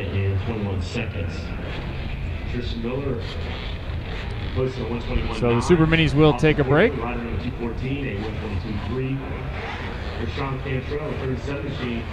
Yeah, it's pretty interesting. If you know, on the track, Kevin, you can see that where the sun is at, it's drier over on the east side of the track. On the west side of the track, it's a little bit wetter because it's shadier over here on the west side. As well as 1 minute 23 seconds, and Ashton Hayes. Yep, that's the 997 of Logan Skaggs being taken 2. And we make sure he's okay. And Amateur All-Stars should be coming up momentarily. Standings for that Super Mini class, 321 is Mark Worth, the 53 of Tristan Miller, the 214 of Austin Forkner, 37 Sean Cantrell, and 486 of Chase Sexton, the top 5 through practice number 1 Super Mini class Monster Energy Cup. Shooting out there. Good to see you out here, Harold. Harold Martin, I got you. I see you. Glad to see you out here.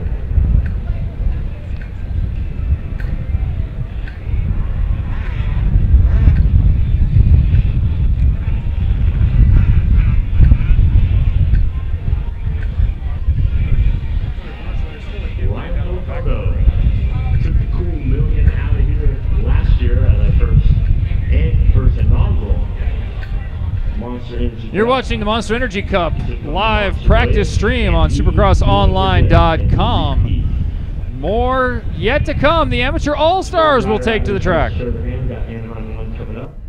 time to light the pyro and drop the gate and get our ride on. Oh, he cut him off! And there's history between these two this year. Side by side, bar to bar through the woods. He's in a dogfight right now. He wins it. Who's gonna risk everything for that glory? In Supercross, just 1 second can be the difference between victory and defeat. But you won't miss 1 second of the action when you visit supercrossonline.com, where everything about the Sports Premier Series is at your fingertips, like event schedules, race results, rider bios, ticket information, merchandise, in-depth features, and exclusive video interviews that you won't see anywhere else. Plus, sign up for Supercross's weekly newsletter, Inside Dirt, and our monthly fan club newsletter, Cross Club, to get all the latest news sent to your inbox for free. All at supercrossonline.com. May 4th, 2013, Las Vegas is the final Supercross race of the season. The victories, the points, all come down to this: Monster Energy AMA Supercross Finals and FIM World Championship. May 4th, the top riders fight for the checkered flag in Sam Boyd Stadium, and only one will be crowned champion. Get your tickets now for May 4th, 2013, Sam Boyd Stadium. Check supercrossonline.com for more info. October 19th, 2013, the Monster Energy Cup returns. All the superstars of Supercross battle it out again, all in one class. All the drama, all the glory. It's the best of both worlds. 1 part Supercross and 1 part Motocross. For one night only, they'll be united on one track for a chance to win the Monster Million. Plus, today only, get your tickets early and save 50% on next year's. Tickets on sale now at the West box office under the UNLV sign. Otherwise, tickets go on sale to the public at full price starting tomorrow at 10 a.m. The Monster Energy Cup, October 19th, 2013, Sam Boyd Stadium. Welcome back to Supercross Live at the Monster Energy Cup on monsterenergycup.com. Kevin Barnett joined by Jim Hawley. Beautiful day for a race, Jim, and it's in the fall, so a little bit of an unusual situation. This is, of course, the second year of this event, the inaugural event occurring last year. Ryan Filipotto taking all 3 main events and the $1 million prize home with him last year. Filipotto, of course, this year returning from injury. Chad Reed returning from injury. Both riders making their inaugural debuts. This is really the end of a calendar of 2012. But again, we talked about the feel of the beginning of the 2013 Supercross season. This is the start for many riders. New bikes, new teams, new numbers, new opportunities, and things to start to think about January, not finishing up from September. Absolutely, Kevin. When the final flag dropped at Sam Boyd Stadium here back May 5th, 2012. That was the end of Supercross. When it starts back up here, October 20th, Sam Boyd Stadium at the Monster Energy Cup for the $1 million, this is the start of 2013. Even though the first round starts in Anaheim on January 5th, these guys are looking forward to that, and they're tested here, and they're getting an opportunity, and that's why I commend all the guys that are here and Feld Entertainment for putting this together, because it gives these guys an opportunity to kind of judge themselves and see where they're at. And when all the contracts that we'd mentioned about that they're off and guys switching teams, we'd mentioned Josh Grant and Justin Brayton going back over to Joe Gibbs and the Toyota Yamaha team. This gives these guys an opportunity to get a race underneath their belt, and there's nothing like getting a race underneath your belt. You can practice all day long. It's not like racing, though. More practice yet to come. We'll have open class A and B. Right now you're looking at the scoring tower. Those are the numbers from the Super Mini class. Mark Worth, Tristan Miller, Austin Faulkner, Sean Cantrell, and Chase Sexton making up the top 5 of that group. Hey, Dano, where did we'll have much more in just a few minutes. Hang in there. Practice will get underway. We'll be right back, Kevin and Jim. Somewhere back in the back down Monster Alley? No, unfortunately, I did not see that because I was in the back running around getting pit reports, but I heard it was through the rhythm section after the Toyota pole shot, I think. That was in front of them, my friend. And nothing gets by us up here. Well, I think you were grabbing your sandwich at that point, you know, down here in the pit. Sandwiches are good to grab. Sometimes you gotta fuel yourself. Not only fuel yourself with Monster Energy and unleash the beast, but sometimes a good old sandwich. The old peanut butter and jelly. It's time to light the pyro and drop the gate and get our ride on. Oh, he cut him off! And there's history between these two this year. Side by side, bar to bar through the woods. He's in a dogfight right now. He wins it. Who's gonna risk everything for that glory? In Supercross, just 1 second can be the difference between victory and defeat. But you won't miss 1 second of the action when you visit supercrossonline.com, where everything about the sports premier series is at your fingertips, like event schedules, race results, rider bios, ticket information, merchandise, in-depth features, and exclusive video interviews that you won't see anywhere else. Plus, sign up for Supercross's weekly newsletter, Inside Dirt, and our monthly fan club newsletter, Cross Club, to get all the latest news sent to your inbox for free. All at supercrossonline.com. May 4th, 2013, Las Vegas is the final Supercross race of the season. The victories, the points, all come down to this: Monster Energy AMA Supercross Finals and FIM World Championship. May 4th, the top riders fight for the checkered flag in Sam Boyd Stadium, and only one will be crowned champion. Get your tickets now for May 4th, 2013, Sam Boyd Stadium. Check supercrossonline.com for more info. October 9th. Welcome back to Supercross Live, Monster Energy Cup, here on monsterenergycup.com, and it's the Amateur All-Stars out on the track, practice number 1, the 92 of Adam Cianciarillo, out there ripping it up, trying to win practice as he goes all over the massive start-finish jump. Of course, Adam Cianciarillo, a factory kid for quite some time now. His professional debut has been looked forward to by many for a long time. Some of the other names out there: A-Rod, Anthony Rodriguez, he's on the 67. Keith Tucker, Chris Aldridge, Zach Cummins, Daniel Baker, Thomas Covington, a name certainly people have heard. Covington will be out there on the number 64. Cooper Webb on the 175.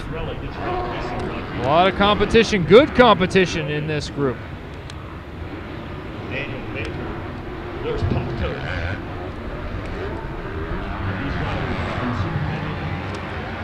each All-Stars will remain practicing in the Joker Lane, nor will they be racing for the Joker Lane. It's strictly for our cup laps. That's just a way to prove itself in front of everybody.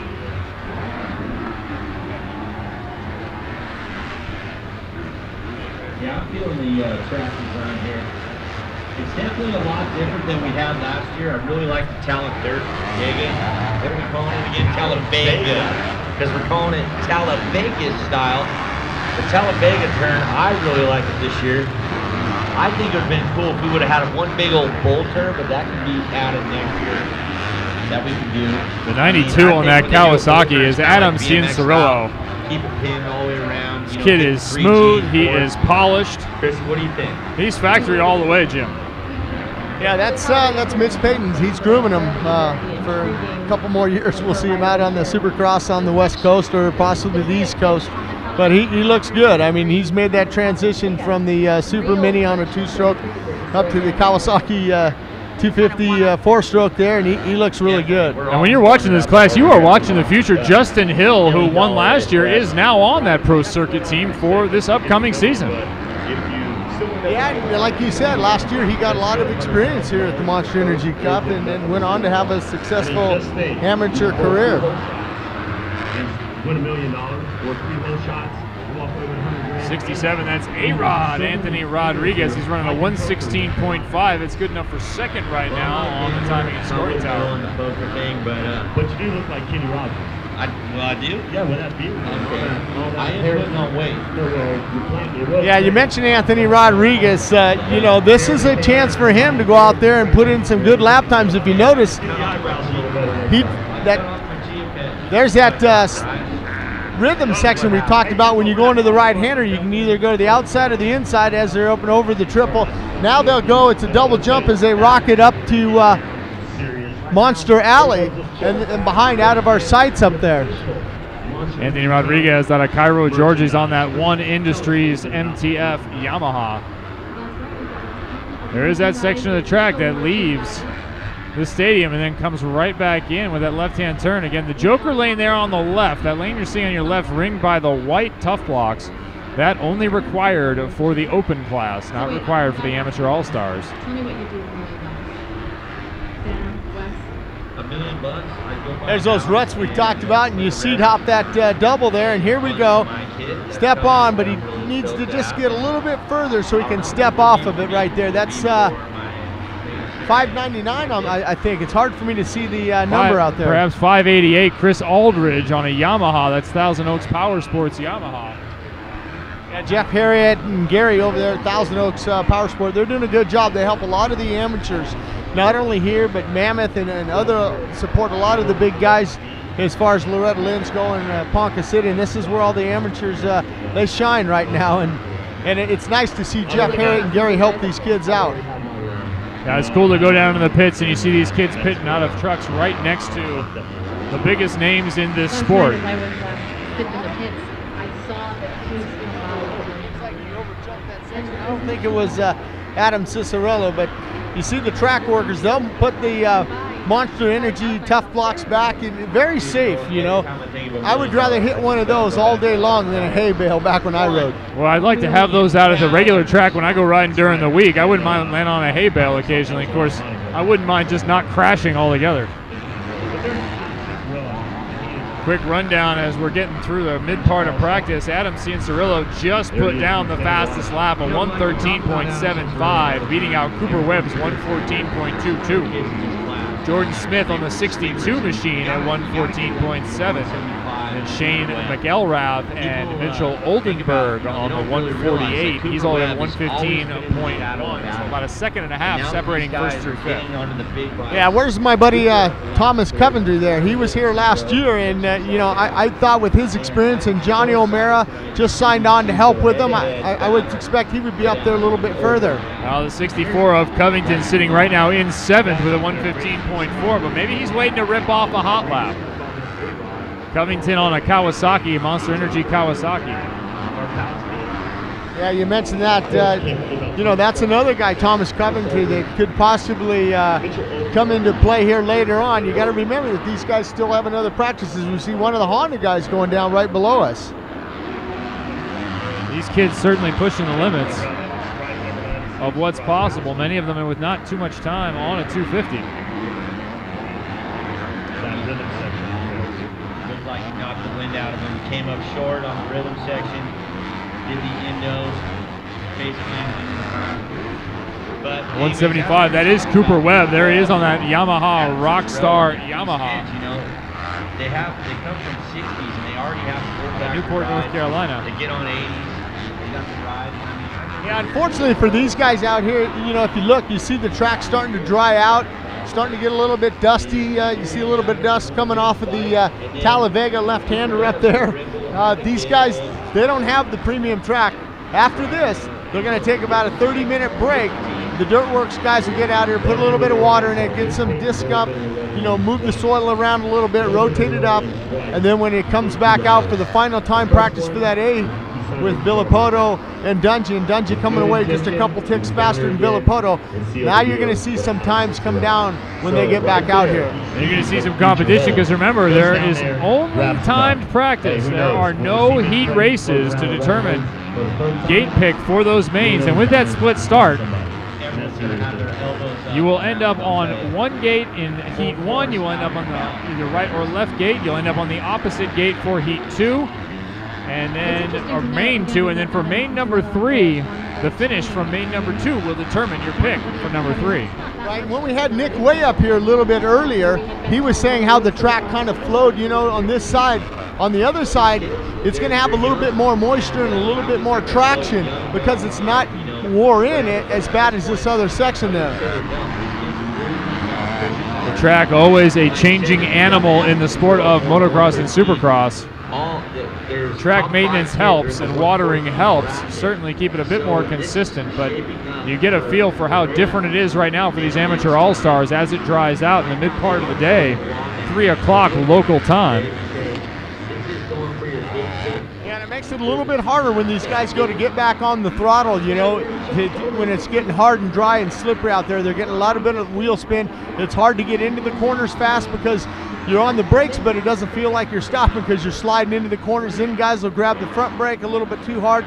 They'll wash the front brake out, but hey, this is a learning experience for these guys. Look at that timing and scoring tower. The 92 of Adam Cincerillo sits on top, 113.755. Jordan Smith, the 62 in second, 175 of Cooper Webb in third, fourth Shane McElrath. And there's your boy, Jim. Number 5, 64, Thomas Covington. He's creeping up there. He's now at 114.9. Yeah, I see on the leaderboard up there, he's 5th now, so he's kind of getting up there and kind of getting used to the track. Sometimes a lot of riders can go out there in the first half of the track and lay down times. Other riders take a little bit of a few laps to kind of get the nerves worked out and get used to the track, and then they'll start progressively, getting up there. You watch when these guys come out there. What'd you say that Adam Cicerillo's time was? A 111? 113.75. Okay, when he comes back out, I'm going to go on the air and I'm going to say he's going to be in the 112s. Oh, looking for him to drop it 3/4 of a second. That's a good call. Yeah, definitely different strategies for different riders. If you think about the big bike class, Michael Alessi likes to come out front, go right ahead, put down a fast time with a fresh track and nobody in front of him. And then there's a guy like Ryan Dungey who will wait it out, and you see him many times put down the fastest lap at the end. Ryan Villapoto also employing that strategy many weeks. You mentioned Ryan Dungey. He's actually the only guy in the Red Bull KTM Semi. He's the only rider. Marvin Muskin had some metal taken out of his hand from previous injuries, as well as his teammate over there, the German rider Ken Roxon, also having some hardware taken out, so unfortunately these guys aren't here.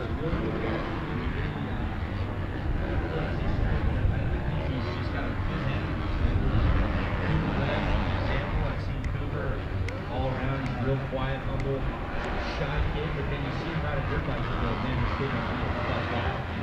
He's not this man.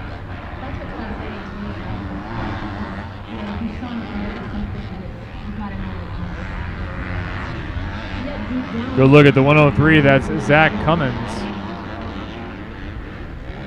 out of Camarillo, California.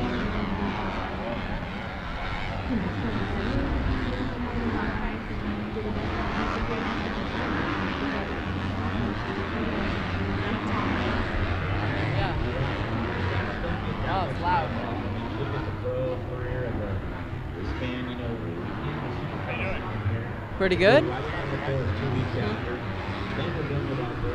Testing.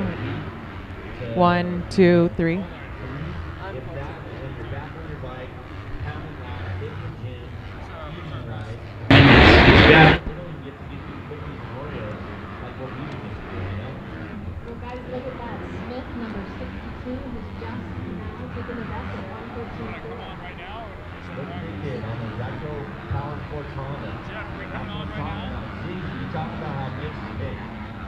Before, and now Ziggy, he's done that with, I've seen him do it with Barsha, I've seen him do it with Tomac, Justin Bogle, and now Smith. Welcome back to our perch here on Supercross Live, Monster Energy Cup on monsterenergycup.com.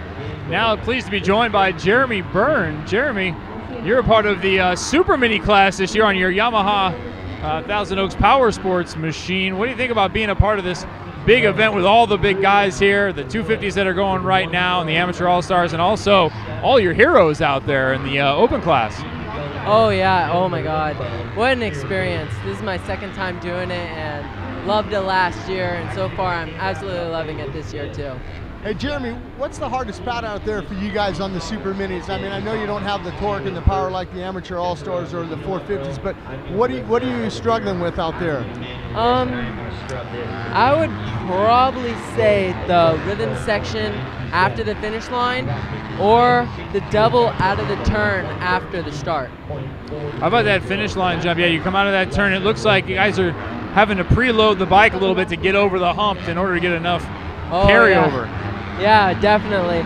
The jump before, the lip isn't very big, so you really gotta seat bounce into that thing, get over the first part. Now it looks like on your left wrist here you have an All Sports Dynamic brace or something, but you have is this factory?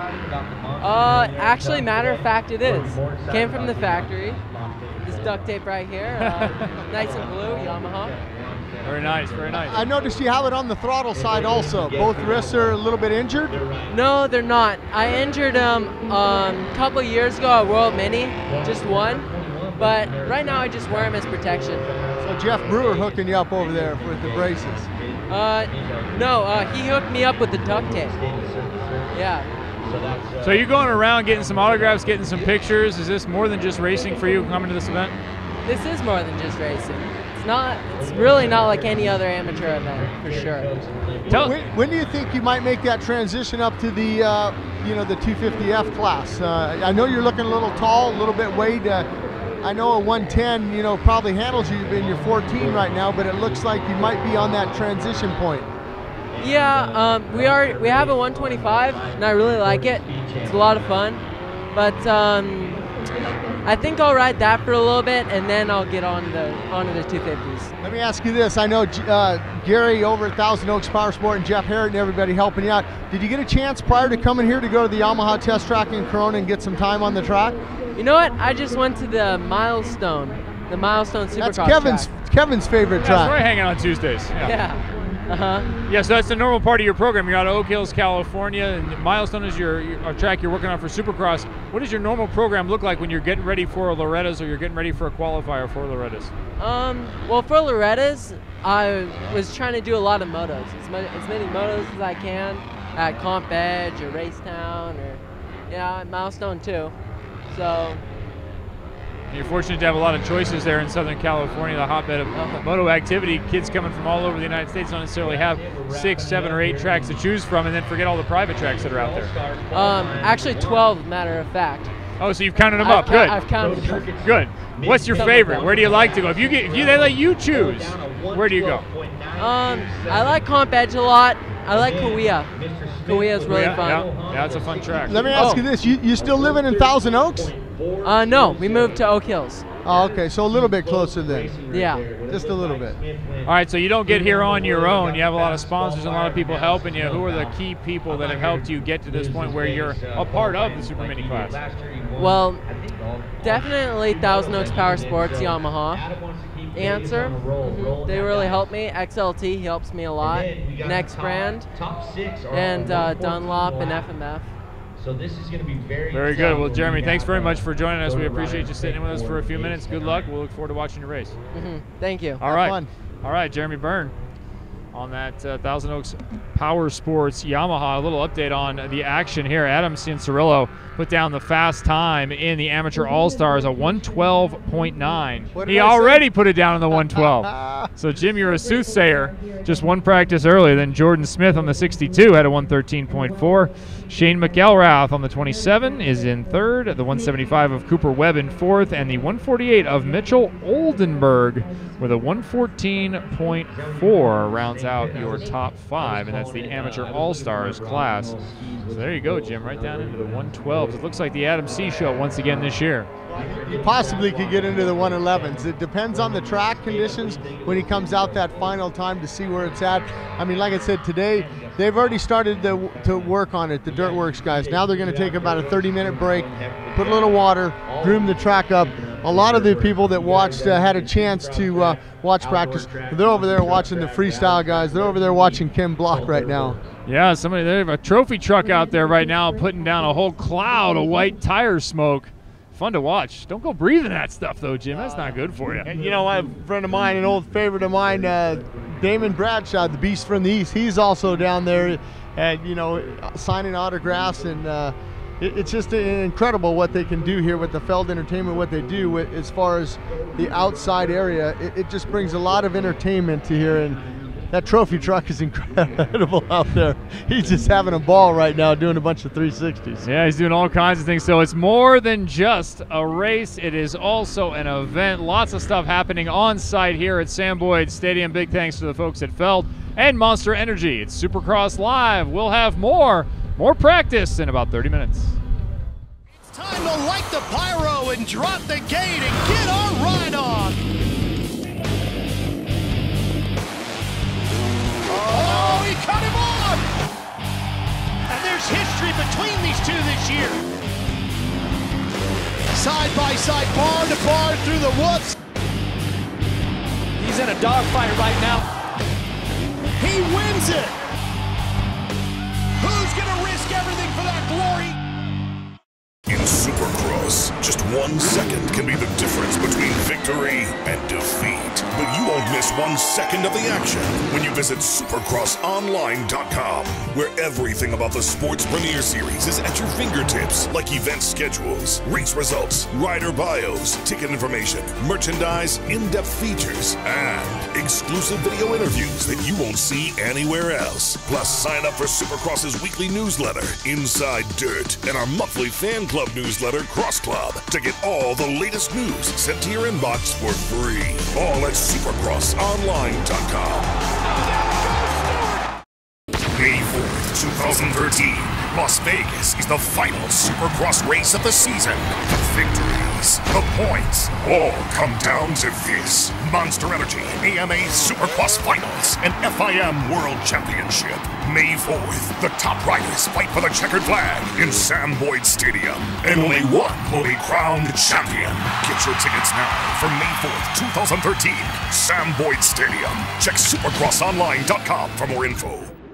October 19th, 2013, the Monster Energy Cup returns. All the superstars of Supercross battle it out again, all in one class. All the drama, all the glory. It's the best of both worlds. 1 part Supercross and 1 part Motocross. For 1 night only, they'll be united on 1 track for a chance to win the Monster Million. Plus, today only, get your tickets early and save 50% on next year's. Tickets on sale now at the West Box Office under the UNLV sign. Otherwise, tickets go on sale to the public at full price starting tomorrow at 10 a.m. The Monster Energy Cup, October 19th, 2013, Sam Boyd Stadium.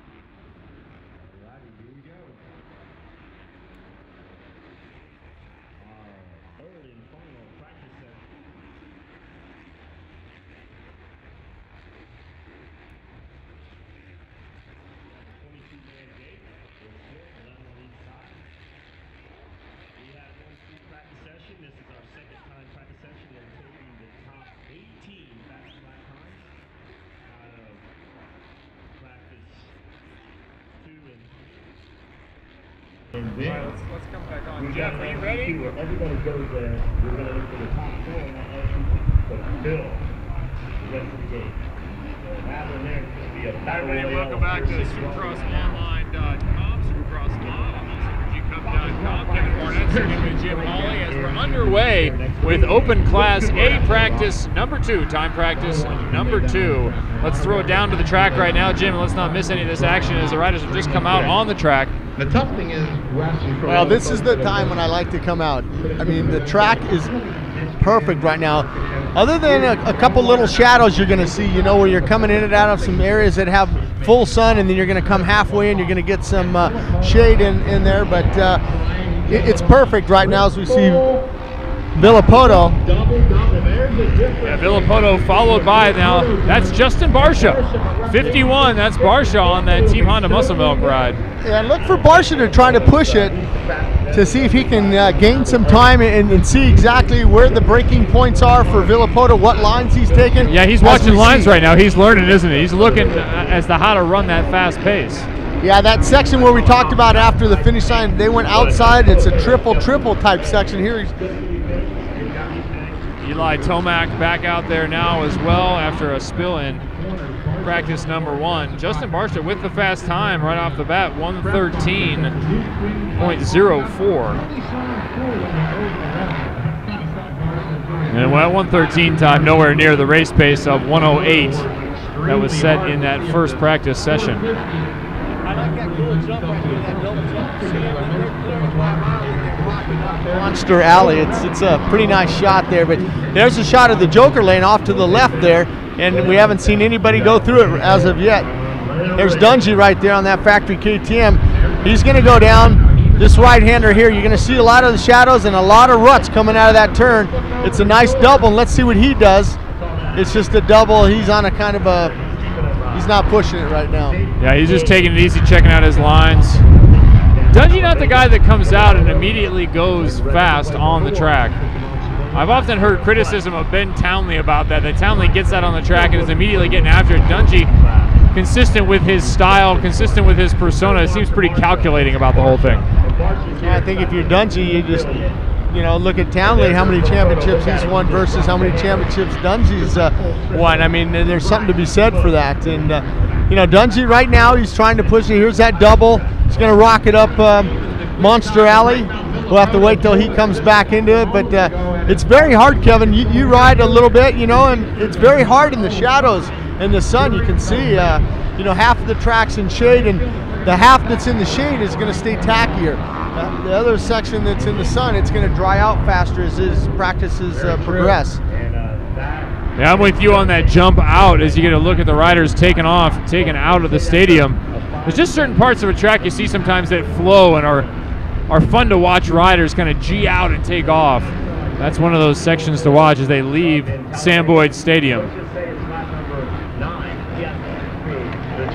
This is the second year of Monster Energy Cup there. You look at Chad Reed on that 2-2 Motorsports machine. Went through the Joker lane, tested it out a little bit, even a little bit of pace. Yeah, look how muddy Chad's bike is. I mean, they got to put the water in there. The Dirtworks guys have to get the water in today, and unfortunately it's a little bit muddy out there. I don't know if the mechanics like it as well, but so be it. You have to do it.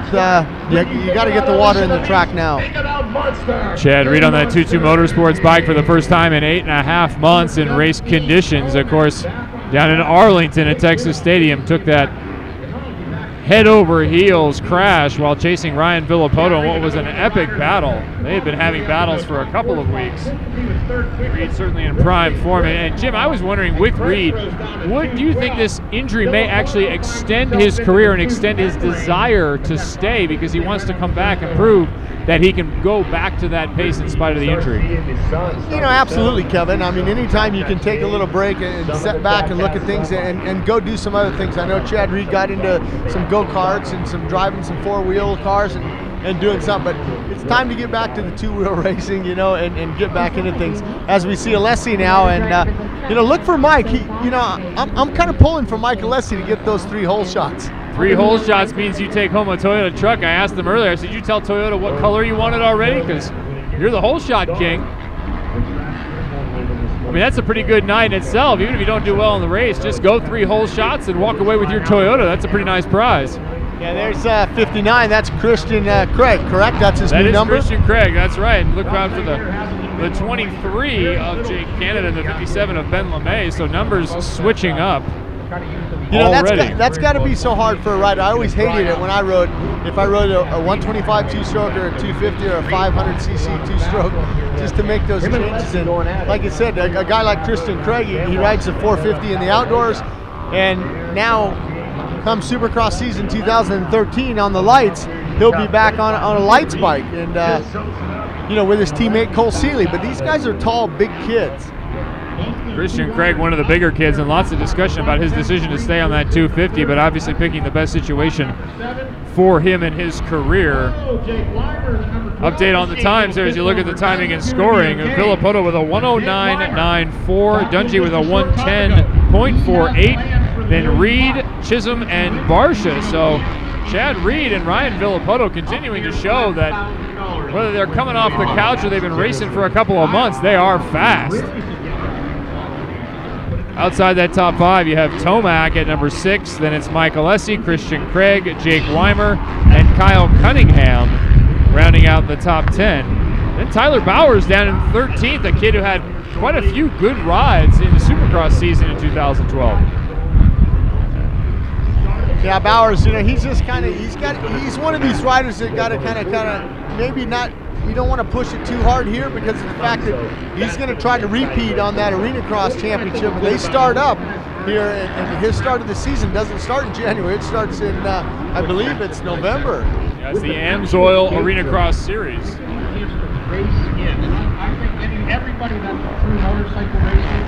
Look at Kyle Chisholm there.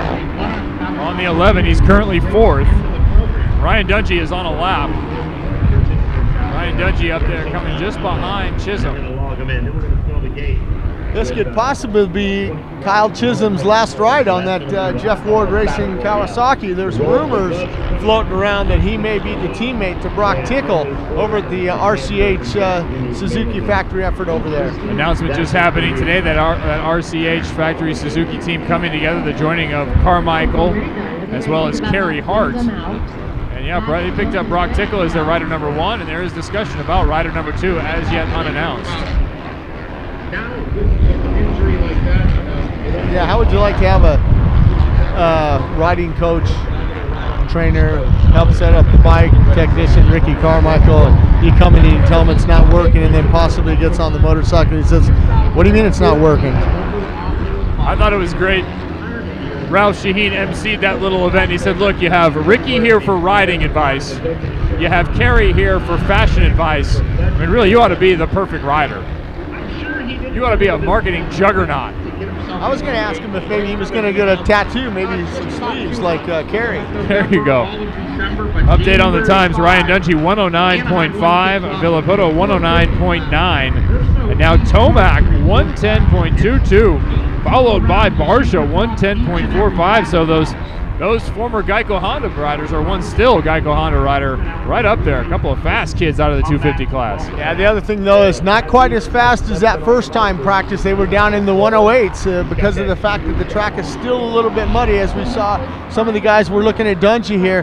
It's a little bit muddy out there in some spots, so they're not able to push it, but look for them to maybe possibly take off a half a second. Dungey leading, but Villapoto just finishing up a lap. See if he leaps above the Dunge.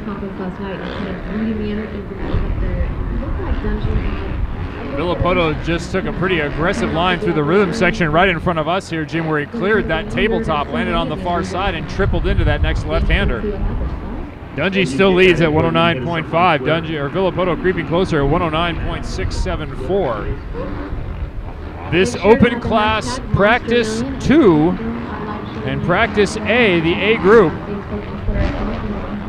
Somebody just went down in the Joker lane. They were following Dungey through it, and I believe that was Josh Grant. So Josh Grant having his problems. But look at Eli Tomac here. He's flipping the bike sideways there. He's looking good. Now he's off of he kind of put in a fast lap. Now it's a cool down. He's just kind of going to putt around, check out some different lines, and see what happens.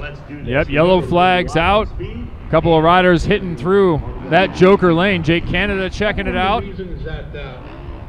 Dungey would have a slight leg up on him, as he had a very successful Supercross career on.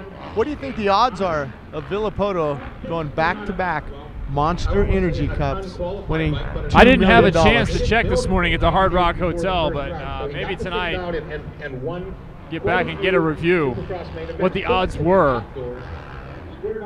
My pick is Dungey. I think Dungey's in the best situation. Second last year, 8 days on the bike, brand new to a program. Of course, rejoining Roger DeCoster just last season, right before this event. That was the big summer announcement. Now he's had a year of development. The bike totally different from a year ago. Obviously comfortable on his machine after wrapping up the outdoor title. I think Dungey is in a good position, but you cannot discount Villapoto, as you were talking about. No, I mean, you know, in a perfect world, I'd like to see Villapoto win one moto. I'd like to see Dungey win one of those main events, and I'd like to see Chad Reed, 3 different main event winners here. And it's possible we could have that also, and then that would just fire the season up for January 5th, Anaheim, that first round in 2013. Don't forget about Tomac and Barsha. Those guys are in your top 5. So it's Dungey, Villapoto, Tomac, Barsha, Reed in practice number 2, open class. Those times actually not stacking up as well against the first practice session.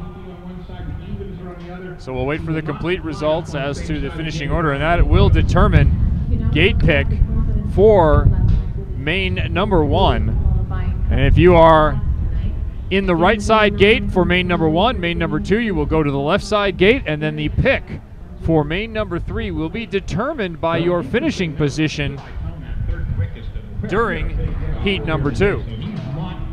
Welcome back inside the Monster Energy studio here. The perch right above the track here at Sam Boyd Stadium. Kevin Barnett hanging out with Jim Hawley. And Jim, this has been a lot of fun so far, sitting up here watching practice. A beautiful day in Vegas, 80 degrees, a little breezy. There's a lot happening here. We've heard us talk about it before. There's all kinds of demonstrations going on. FMX happening. Ken Block out there burning up some rubber. Also Damon Bradshaw down there signing autographs. I think Linda hustled with us about another guy. I see a familiar face coming up here. The Amsoil Arena. He's a guy who knows a lot about Vegas. Yeah, throwing a headset, Josh. Grab that mic, hold this Josh. guy up too there. How are you? Good. It's kind of weird. I didn't know what the setup was. There you go. It's just, hey, we run it. I got to ask you, why aren't you riding? I'm in between contracts right now. I just don't have a bike. I mean, I have Sonny Garcia's bike right now, and I've been riding. It's just bone stock, but... That's a Suzuki, right? Yeah, it is. My man Kevin saw you out in Milestone. I said, hey, Josh is going to come here on the Suzuki. I go, I hope he shows up and rides.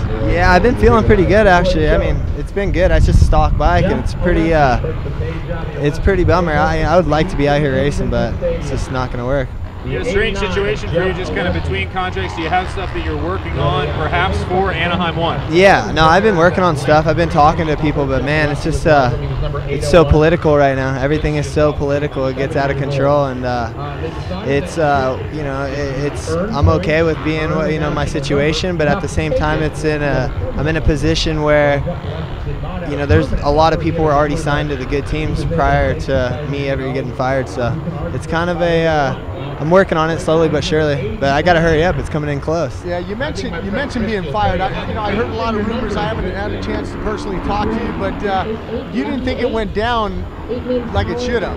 No, I mean, it just caught me all off guard. I think it caught everybody off guard. I mean, it is what it is. They're obviously going a different direction. I respect that. It is what it is. And yeah, what reasons were you given at the final end?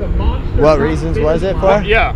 I can't really talk about it right now, but yeah. Yeah. All kind of rumors floating around out there from stuff that you were doing over in Europe when you were over there riding Yeah, but I mean, at the same time, it's like I've done that race the last 3 years. It's the same thing. I've ridden for Mitch Payton, and I go over and do these events and the same kind of stuff, and it's like, yeah, I think it's just more or less it was a reason for them to do what they needed to do, I suppose. So it is what it is. It's a shame. It's a bummer. It would have been cool to obviously see their whole situation. It looks like they do have a great setup, but it is what it is. Maybe there's a better road for me. So I didn't see you ride in a singlet last time. Yeah, it was full on. Is there a possibility that maybe you could go ride for Mitch? Because I know Brock Tickle is over there riding for the RCH team now, and I know Tickle rode a 450 for Mitch. You talked with Mitch? I've been talking with him a lot, but at the end of the day, it's like, you you know, it comes down to political reasons and money from these manufacturers why they can't do stuff. You know, it isn't like, it's just a bummer. A lot of people, some people in the sport right now are cutting back a lot on their budgets and what's going down in motorcycles, and so that's playing kind of effect on some of my deals. So, but no, Mitch has my back. Guy's a great dude, and I'm trying to work some stuff out, but we'll see what happens. If there was an ideal situation that you could write for yourself, what would it be? And we're going to rejoin floor action here while you answer that, Josh. I would have to say, you know, I don't know. I think all the bikes are really, really good. Really good. I can't really say one or the other. I really enjoy that Suzuki I've been riding. It's a really cool bike. But I don't know. We'll see. I just hope for obviously this happens for a reason, so we're going to get with it. All right. Well, Josh Hansen, thanks for joining us. Good luck. We'll hope to see you at Anaheim 1. Thank you very much. All right. Josh Hansen checking in here as we move back down to paying attention to what's happening here. Happening here on the track. This is the 450 or open class. I keep saying 450. That's the majority of riders are on 450s, but there are 250s in there. And really, Jim, you could bring a 1000cc machine if you think you can ride it. It's an open class, like they say. Whatever you have, bring it. You can bring a 125 two-stroke. You can bring you can bring one of the dirt track bracks. Brad Baker's been hanging out at my house, and he had a 750 Harleys. You could bring that if you wanted to here. Sure, if you think you could jump a triple on that, no problem. Have at it. Yeah, now out here, this is where I think these guys are going to have a little bit better track than the guys in the B, because the A guys, because they got a chance to get all the slough off, all the water and all that off of it, and now it's time to go out there and lay down some fast laps, and we'll see if Kyle Partridge can, because remember, Kyle Partridge had the fastest lap time in that first go-around. He's doing it again here in the second go-around. The number 85 of Kyle Partridge at 111.21. Again, it's going to put him somewhere around 15th in the overall qualification. So action continuing on track there. That's looks like the 83 of Austin Howell. Is that the 93? 93, Landon Powell there, not Howell, Powell. Yeah, well, see, it's those shadows, you know. You see the shadows, and then you come into the sun, you kind of get hard to mix up and see the numbers, but he looks good right now, Austin. Each one of these guys trying to race their way, put in a lap that will get them into the night show and get an opportunity at those three mains. Get a shot at that Toyota truck if you can pull 3 straight hole shots, or perhaps the $1 million. Oh, he looks good now over that. You're going to come up to that double. You just kind of seat bounce it and then race up Monster Alley right there. And it's a good look. You hear that two-stroke out there. There it is. You can hear it go by. Remember, this race tonight, the Monster Energy Cup, is going to be live on Speed. It'll also be carried on Speed 2. Lots of different ways to watch this. Lots of countries across the world getting involved with the Monster Energy Cup, and that is speed2.com if you're looking for another way to watch the race if you're not able to catch it live on Speed. This is open class practice number 2, and this is the way you race yourself into the main. You're buying a snow cone, you're buying cotton candy, you're buying anything and everything because it's your thing to do as a parent to bring your child here. And that's just how I like to think about it, and that's how it works. Hey folks, if you got your DVR set up, tomorrow night, 9 p.m. Pacific, Speed TV is going to bring you a replay of Boston 9000. Hansen Arena Cross tickets for the all-new 2013 Hansen Arena Cross go until Friday, November 16th. Log on to arenacross.com to find out where we're racing near you. I want you to know that the 2013 Monster Energy Supercross tickets are on sale now, and you will not want to miss the start of the 2013 season. January 5th will be the first round in Anaheim, California at Angel Stadium. Log on to supercrossonline.com for tickets and the latest information. Kevin and Jim bringing you all the latest action here from Sam Boyd, the second annual Monster Energy Cup.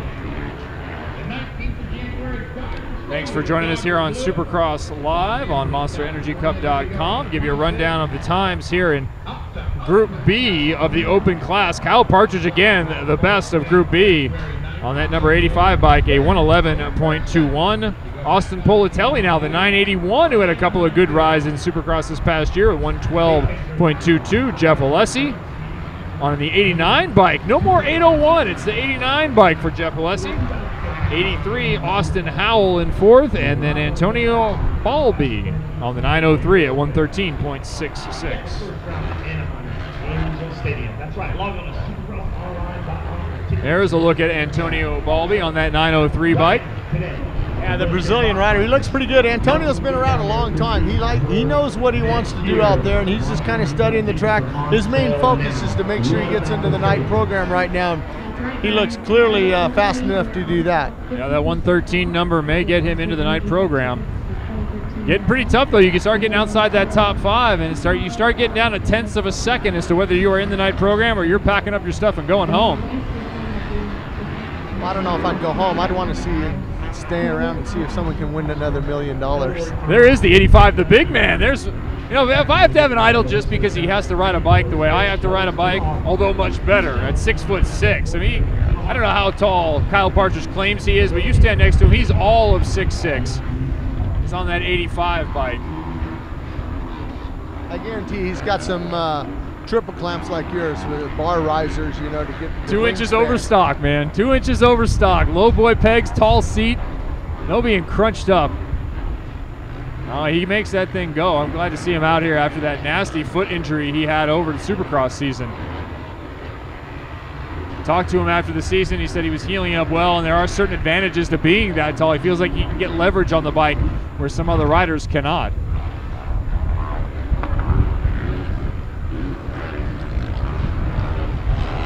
Kyle Partridge still a 111.219. Practice continuing on. And they're the 792 of Bracken Hall. He's 12th in this practice, so if Hall's going to lay down a lap with under a minute to go in practice number 2, now's the time. Looks like as he takes off towards timing and scoring. That first gate drop of the evening and the qualification race. That's right, a gate drop. Jim, how about the riders that come out here just to go through the qualification, just to be a part of this? Maybe they don't even feel they can make the night program, but what value is there to be gained for those guys that come and have the experience and ride the track during the day, during qualification? Well, I'm sure all these guys go to Milestone and Supercross tracks like that at local tracks where they can, but it doesn't compare to something like this. So, even if they don't make it, they've gained in the experience here of just coming out here and knowing how everything works and getting a chance to ride this track here at Sam Boyd Stadium for the Monster Energy Cup and just to be a part of this. And then they can go back during the off season and know how to prepare and, go back and say, man, I'd really like to ride the Kawasaki test track off of the 15 there in Corona where Blake Baggett and all the guys ride. But you'd have to be on a Kawasaki and you'd have to have some sort of support to get on that track. But that's the key right there, is the experience that these guys are gaining out here in practice. What about bike choice for some of these guys? Because we're hearing about contingency programs, Yamaha raising their contingency program, a good one from Kawasaki last year, and the benefits there. How do you choose a bike? Well, one that fits you the best, and one that I think all the bikes are competitive. And I'm talking about Kawasaki, Yamaha, Honda, Suzuki, KTM. I think they're all competitive, just whatever the bike that you prefer. Maybe you have a good dealer that owns a Suzuki dealership, and that's where you're going to go because he's going to give you the best deal on that motorcycle. But sometimes, like you said, the factory contingency weighs into it, like where can I make the most money? Like if I'm a guy that's maybe going to make a couple main events in a year and I'm going to get an 18th, well, Suzuki pays $400 for 18th and Honda pays $200. I might opt to go with that because of the better contingency program. All right, choices to be made for riders all over, and choices already made here in qualifying. Kyle Partridge lays down a 110.9 for the number 1 spot. He's on that 85 bike, so he will definitely be in the night show. Then there's Austin Politelli, Jeff Alessi, Austin Howell, and Antonio Balby rounding out the top 5 of Open Class Practice B. And we are now pleased to be joined by a guy who is coming off a championship outdoors. It's Monster Energy Pro Circuit Kawasaki's Blake Baggett. And Blake, we were looking forward to you riding with that number 4 on your bike. It looked good. I imagine it felt good until it didn't. What happened? Yeah, no, definitely just had a mishap out there and ended up coming up short. But yeah, no, it was good. We were sitting 4th with the number 4 on the board. through the first time practice, and you know, all was going good, felt really comfortable, and just had a little mishap when it ended up going over the bars and injuring my wrist. So we'll know further information on Monday, but for right now, we're going to be watching tonight. Let me ask you this, Blake. Were you planning on riding the West Coast in the next year? Or, I mean, possibly with that wrist injury, you may switch back over to the East again. Yeah, I have no clue what the process is of it, but I know at the least it's 4 to 6 weeks, and you know, we'll just have to go from there. But definitely, I'd like to ride West Coast if possible, and if we're not ready, then we'll go ride East. How about putting that number 4 on your bike? That's a number, of course, with the history of Ricky Carmichael, and already people were firing up. Oh, what's the 4 doing on another bike? How do you feel putting that on your bike? Yeah, no, I mean, you know, I you know, was able to win the championship outdoors, and you were able to pick a single digit, and that's the lowest single digit that I could pick. So, you know, I talked to Ricky a little bit about it, and just picked it. That bottom line was the lowest number I could go was 4, and you know, I'll do the best I can to represent that and try to get many championships to come with it. You mentioned you talked to Ricky Carmichael, RC. You call him up and say, hey, Ricky, man, I got a chance to take number 4, man. Is it okay if I take it, or how did that conversation go down? Yeah, I mean, I just said, hey, Ricky, it's Blake, and you know, I won the championship, and they want me to pick a number, and there's single digits available, and you know, there's 4, 6, and 8. I want to go with the lowest one. Would you be okay with that? And he was fine with it. So, you know, just go out there and do the best I can to represent it, and you know, try to win as many championships as I can for myself, and just continue on. Let me ask you this: this is the first year you've ridden the Monster Energy Cup, and you went out there and you had free practice in the first time practice. Was it a pretty cool track to ride? I mean, it looks like. I mean, I'm an old rider. I think I'd like to go out there and take a lap. Yeah, definitely. You know, it was fun and a good layout. They do a good job here, considering, you know, we're in the middle of the desert with you know, in Las Vegas. So they do a really good job to get the dirt as tacky as possible, and the layout was fun. I was riding a lights bike, which was you know, different. Everybody else is on 450s, but you know, I felt like it was right there. You know, it's still pretty competitive, and we're gonna have a good shot at it tonight. But we'll have to be watching from now on. Did you get a chance to go through the Joker lane? Did you try that one section there where you? Yeah, no, I definitely did go through the Joker lane. And you kind of got to like double in, and then once you do that, you can jump over the big one and then triple out. But you know, as the night goes on, it's going to get more difficult and, you know, become challenging. And I definitely think that that's going to mix it up, because if you're you know, if you're battling with a guy, it'd be a good choice to turn in there and try to get the, you know, the Joker lane out of the way, and then try to put in a hot lap, and hopefully when he goes in there, you can come out in front of him. So if, you know, if he's slowing you up on the lap, it'd be a good idea to pull in there. Or if somebody's, you know, right on you and pressuring you, instead of, you know, pumping you up, maybe pull in there, Joker lane it, and then hopefully when they go in there, maybe you can you know, figure out a new line or two to pick up the pace. Blake, how about the celebration after the championship at Elsinore? Saw your dad between motos, or during the first moto at Elsinore. He was pacing like a lion up and down the stands. I mean, just looked like a caged animal, waiting to see what would happen. And then here, your mom, as soon as you went down, she jumps up and she's headed down to the floor. But what about the feeling inside your family? We know the support of any MX racer, but you certainly very close with your family and the development of your career. Yeah, no, it's definitely, you know, it's I've been working for that since, you know, I got on PW 50s back in the day, 4 years old, and, you know, always wanted to you know, be the best and win a championship, and to be able to come out and do it, you know, Mitch and everybody, without them it wouldn't have been possible. And my mom and dad had sticking behind me all through my amateur career, and, you know, just helped me plug away, and trainer Alden Baker. But yeah, it was it kind of didn't settle in for a little bit, and then before we knew it, I was on a plane going to Belgium for donation, so didn't really have much time to celebrate other than you know, that night a little bit. And now you know, just get back to work. We came back from donations. I rode the bike 5 times before we came here, and then now, you know, we got a little setback with this wrist injury, but we'll come out swinging at you know, either A1 or the first East Coast round. Something else, Blake, you're kind of the senior veteran, I want to say, on the Monster Energy Pro Circuit Kawasaki team. Darren Durham, he's going to come back, but you have some new guys. Justin Hill's going to join the team. Martin Davalos. What do you, a guy like Justin Hill that's coming in, because you've been in that position before as a rookie coming into the professional ranks, will you help him a little bit and kind of guide and give him some advice? Yeah, I mean, anybody that, you know, wants advice, whether you know, if they want it, you know, I'll tell them anything that that I have to offer and to help them with.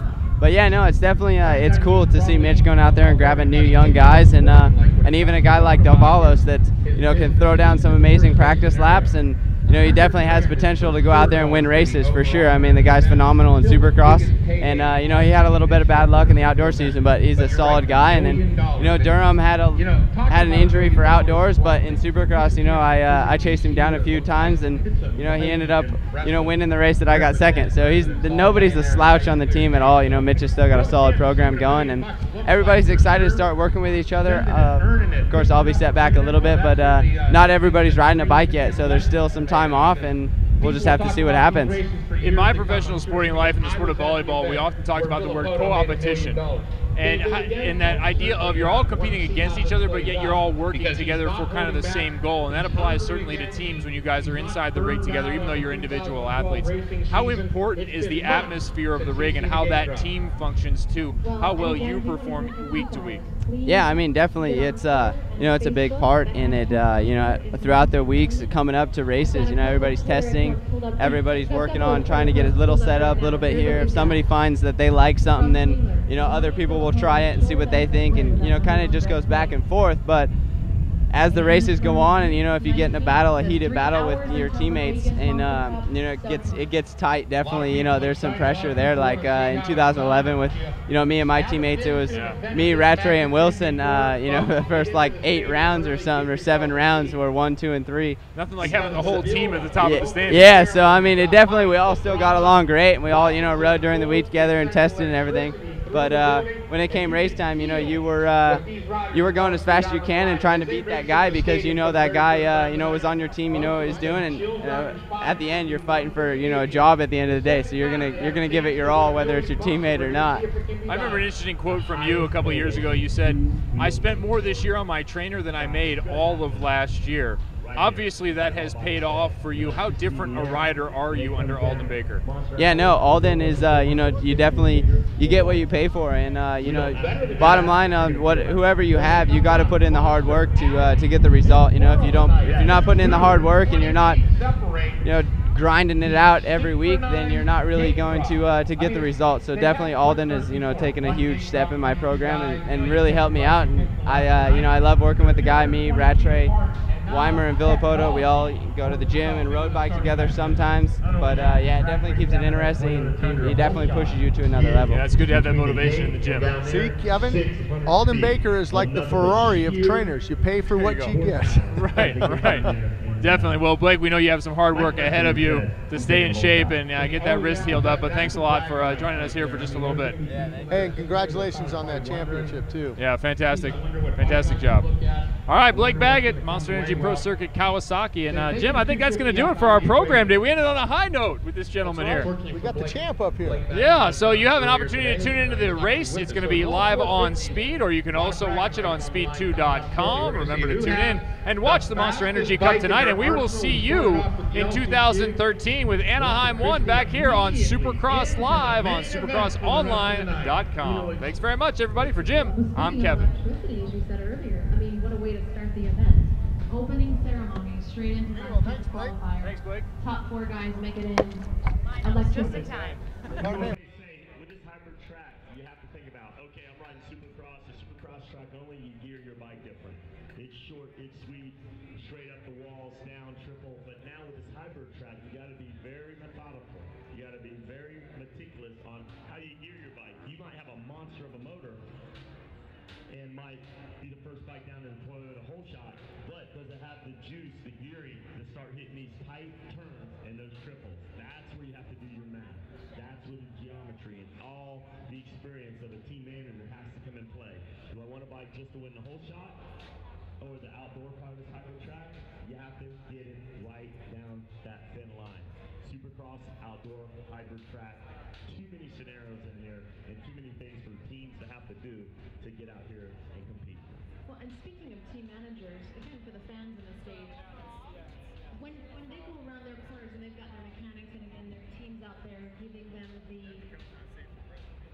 signs, guys, what do you think's on that? I mean, what do you think they're saying to them?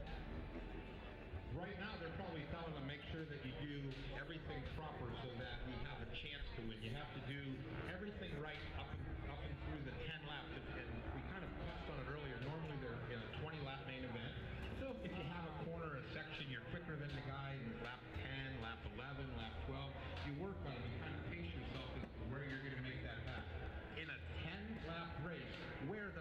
line comes into play immediately after the start, you basically have 9 3/4 laps. If you have a quarter that you're faster than a guy, you have to seize that moment and take it immediately. There's no laying back and letting the race come to you. Well, and again, what do you think is on those team boards out there, the mechanic boards? They're holding up to the guys as they're rounding the corner. What's the message? What's the one-liner you put on there so that they see it? Well, you know what's funny? A lot of people look at old motocross videos and they see the messages written on them and things like that. Anymore talking to these guys, they don't want messages. They know they have to breathe. They know they have to relax. They know they have to charge. What they want is they want to know their lap time and they want to know the fastest lap time. And if they're the fastest lap time, that's all they're going to see on the pit board. They don't have time, especially at this pace, to read the big, long, you know, hey, make sure. They want to know what they're doing and what they need to do to move up a position or to the front of the pack. And it's going to be what the people are saying in their ear tonight. They're going to hear what they want them to do. Move to the inside, work the outside, triple, Villapotas, whatever the scenario is. They're going to hear it firsthand. Well, not everybody, the teams that can afford it. Not only that, the Joker lane. I mean, the Joker lane, you have to take it between lap 2 and 10 of each of the Cup main events, and that could cost you 5 seconds. So it might be the last lap. What time? When do you get the board or the signal in your helmet, if you do have the headgear, to take that Joker lane? And if you don't take it, forget to take it, you're down 5 positions. So that Joker lane is another twist that's coming right back up into the mix here to make that million harder to grab. The thing is, I don't think we're going to see the message to come from the Joker lane come from the team. I think it's going to be a feeling. I think it's going to be a gut instinct that these riders are going to use. They know when they have their pace down, okay, I'm going to take it now. Because if they're not feeling comfortable and they have to really switch it up, I don't think we're going to see them take it until they get comfortable.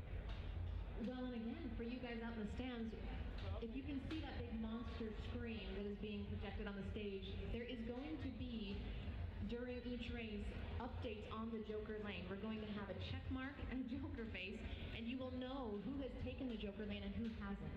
And that is going to be the best way that we're going to know where are we at with this. You know, who's taken it, who hasn't, and again, what does that mean for those out there that are in the lead that hasn't taken it?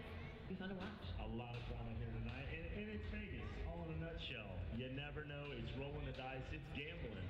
I mean, that's what it's all about. We want you guys to be entertained. We want to have great racing, and we're going to add a twist.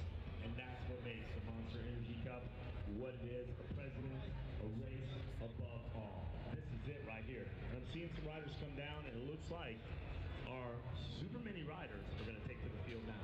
I see Ryan Holiday down there. He's going to post up over there and watching some of his Team Green hot shoes go out there and cut out some hot dogs. Well, we've got 11 on both sides. They're going to be coming down Monster Alley shortly, folks. Buckle into your seat. You're about to watch the final go-round before the gate drop tonight of the Super Mini class. And remember, the Super Mini is a 2-moto format. Right now, they're going for lap times, but that is going to decipher where they go on the gate. Odd numbers, even numbers, left, right, and then we'll invert them in Moto 2.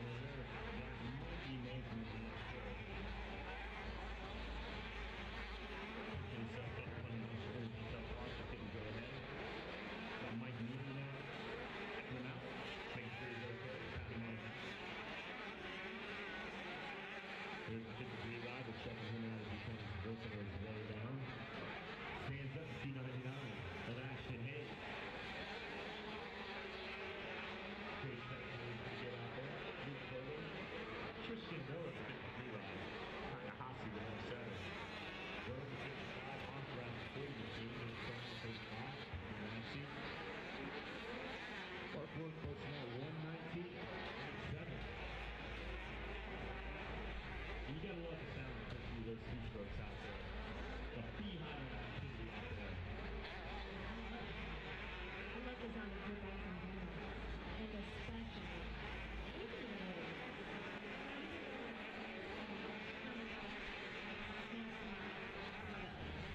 what's the most extreme? I know you've been on 2 or 4 times. I mean, just the crazy stand-rail.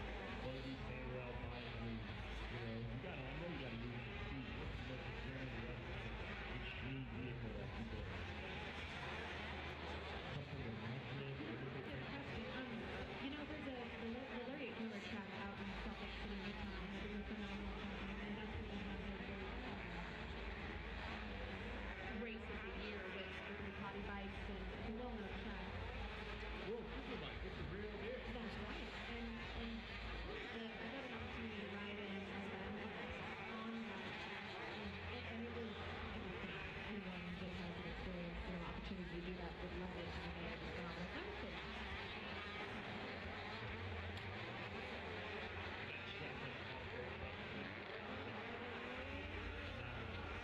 Just looked over that cinch up your seatbelt and all through the thing. My mom's a school bus driver. That's the gnarliest thing I've ever been in when she's driving. She'll bounce you off the seat in the windshield before you're all set down. I love it. Rob, leave it to you to top it for me.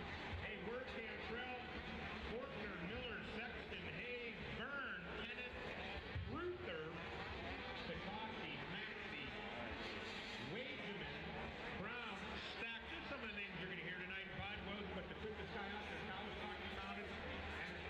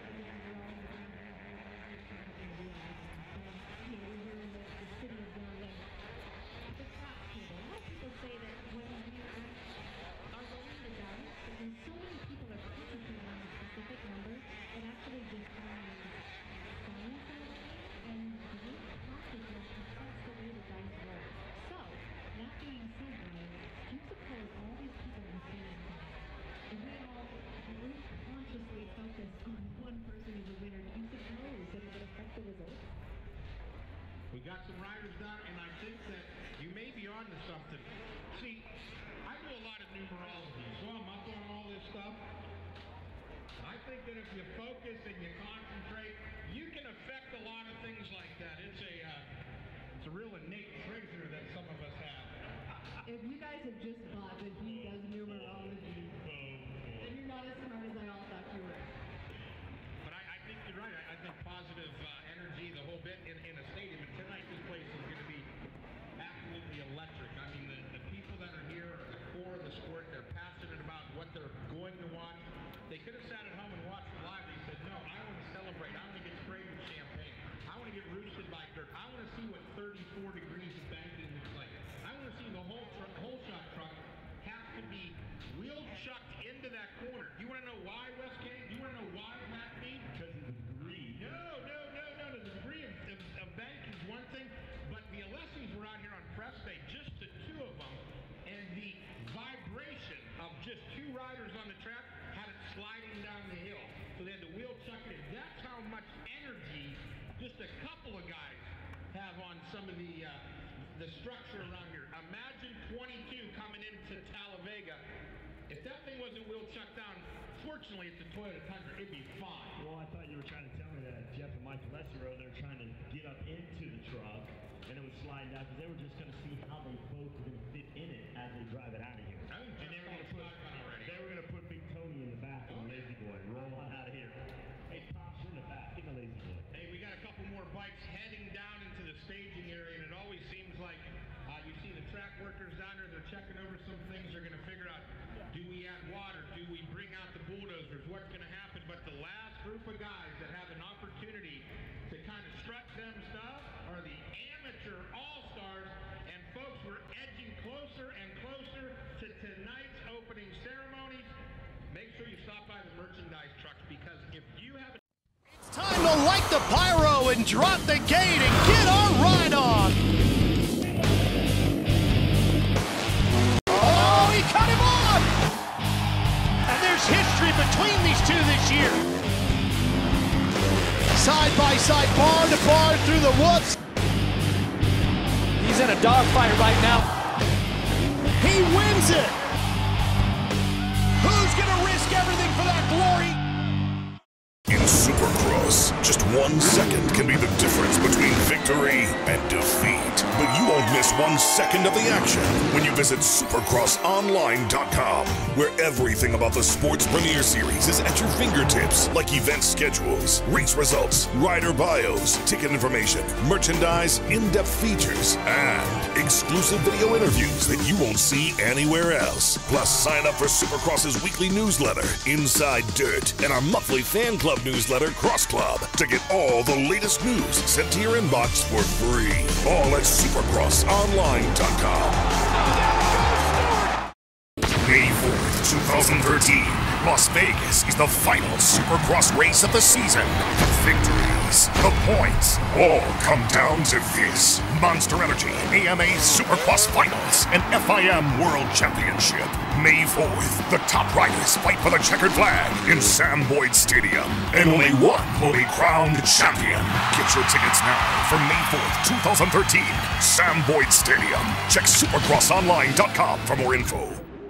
October 19th, 2013, the Monster Energy Cup returns. All the superstars of Supercross battle it out again, all in one class. All the drama, all the glory. It's the best of both worlds. 1 part Supercross and 1 part Motocross. For one night only, they'll be united on one track for a chance to win the Monster Million. Plus, today only, get your tickets early and save 50% on next year's. Tickets on sale now at the West Box Office under the UNLV sign. Otherwise, tickets go on sale to the public at full price starting tomorrow at 10 a.m. The Monster Energy Cup, October 19th, 2013, Sam Boyd Stadium.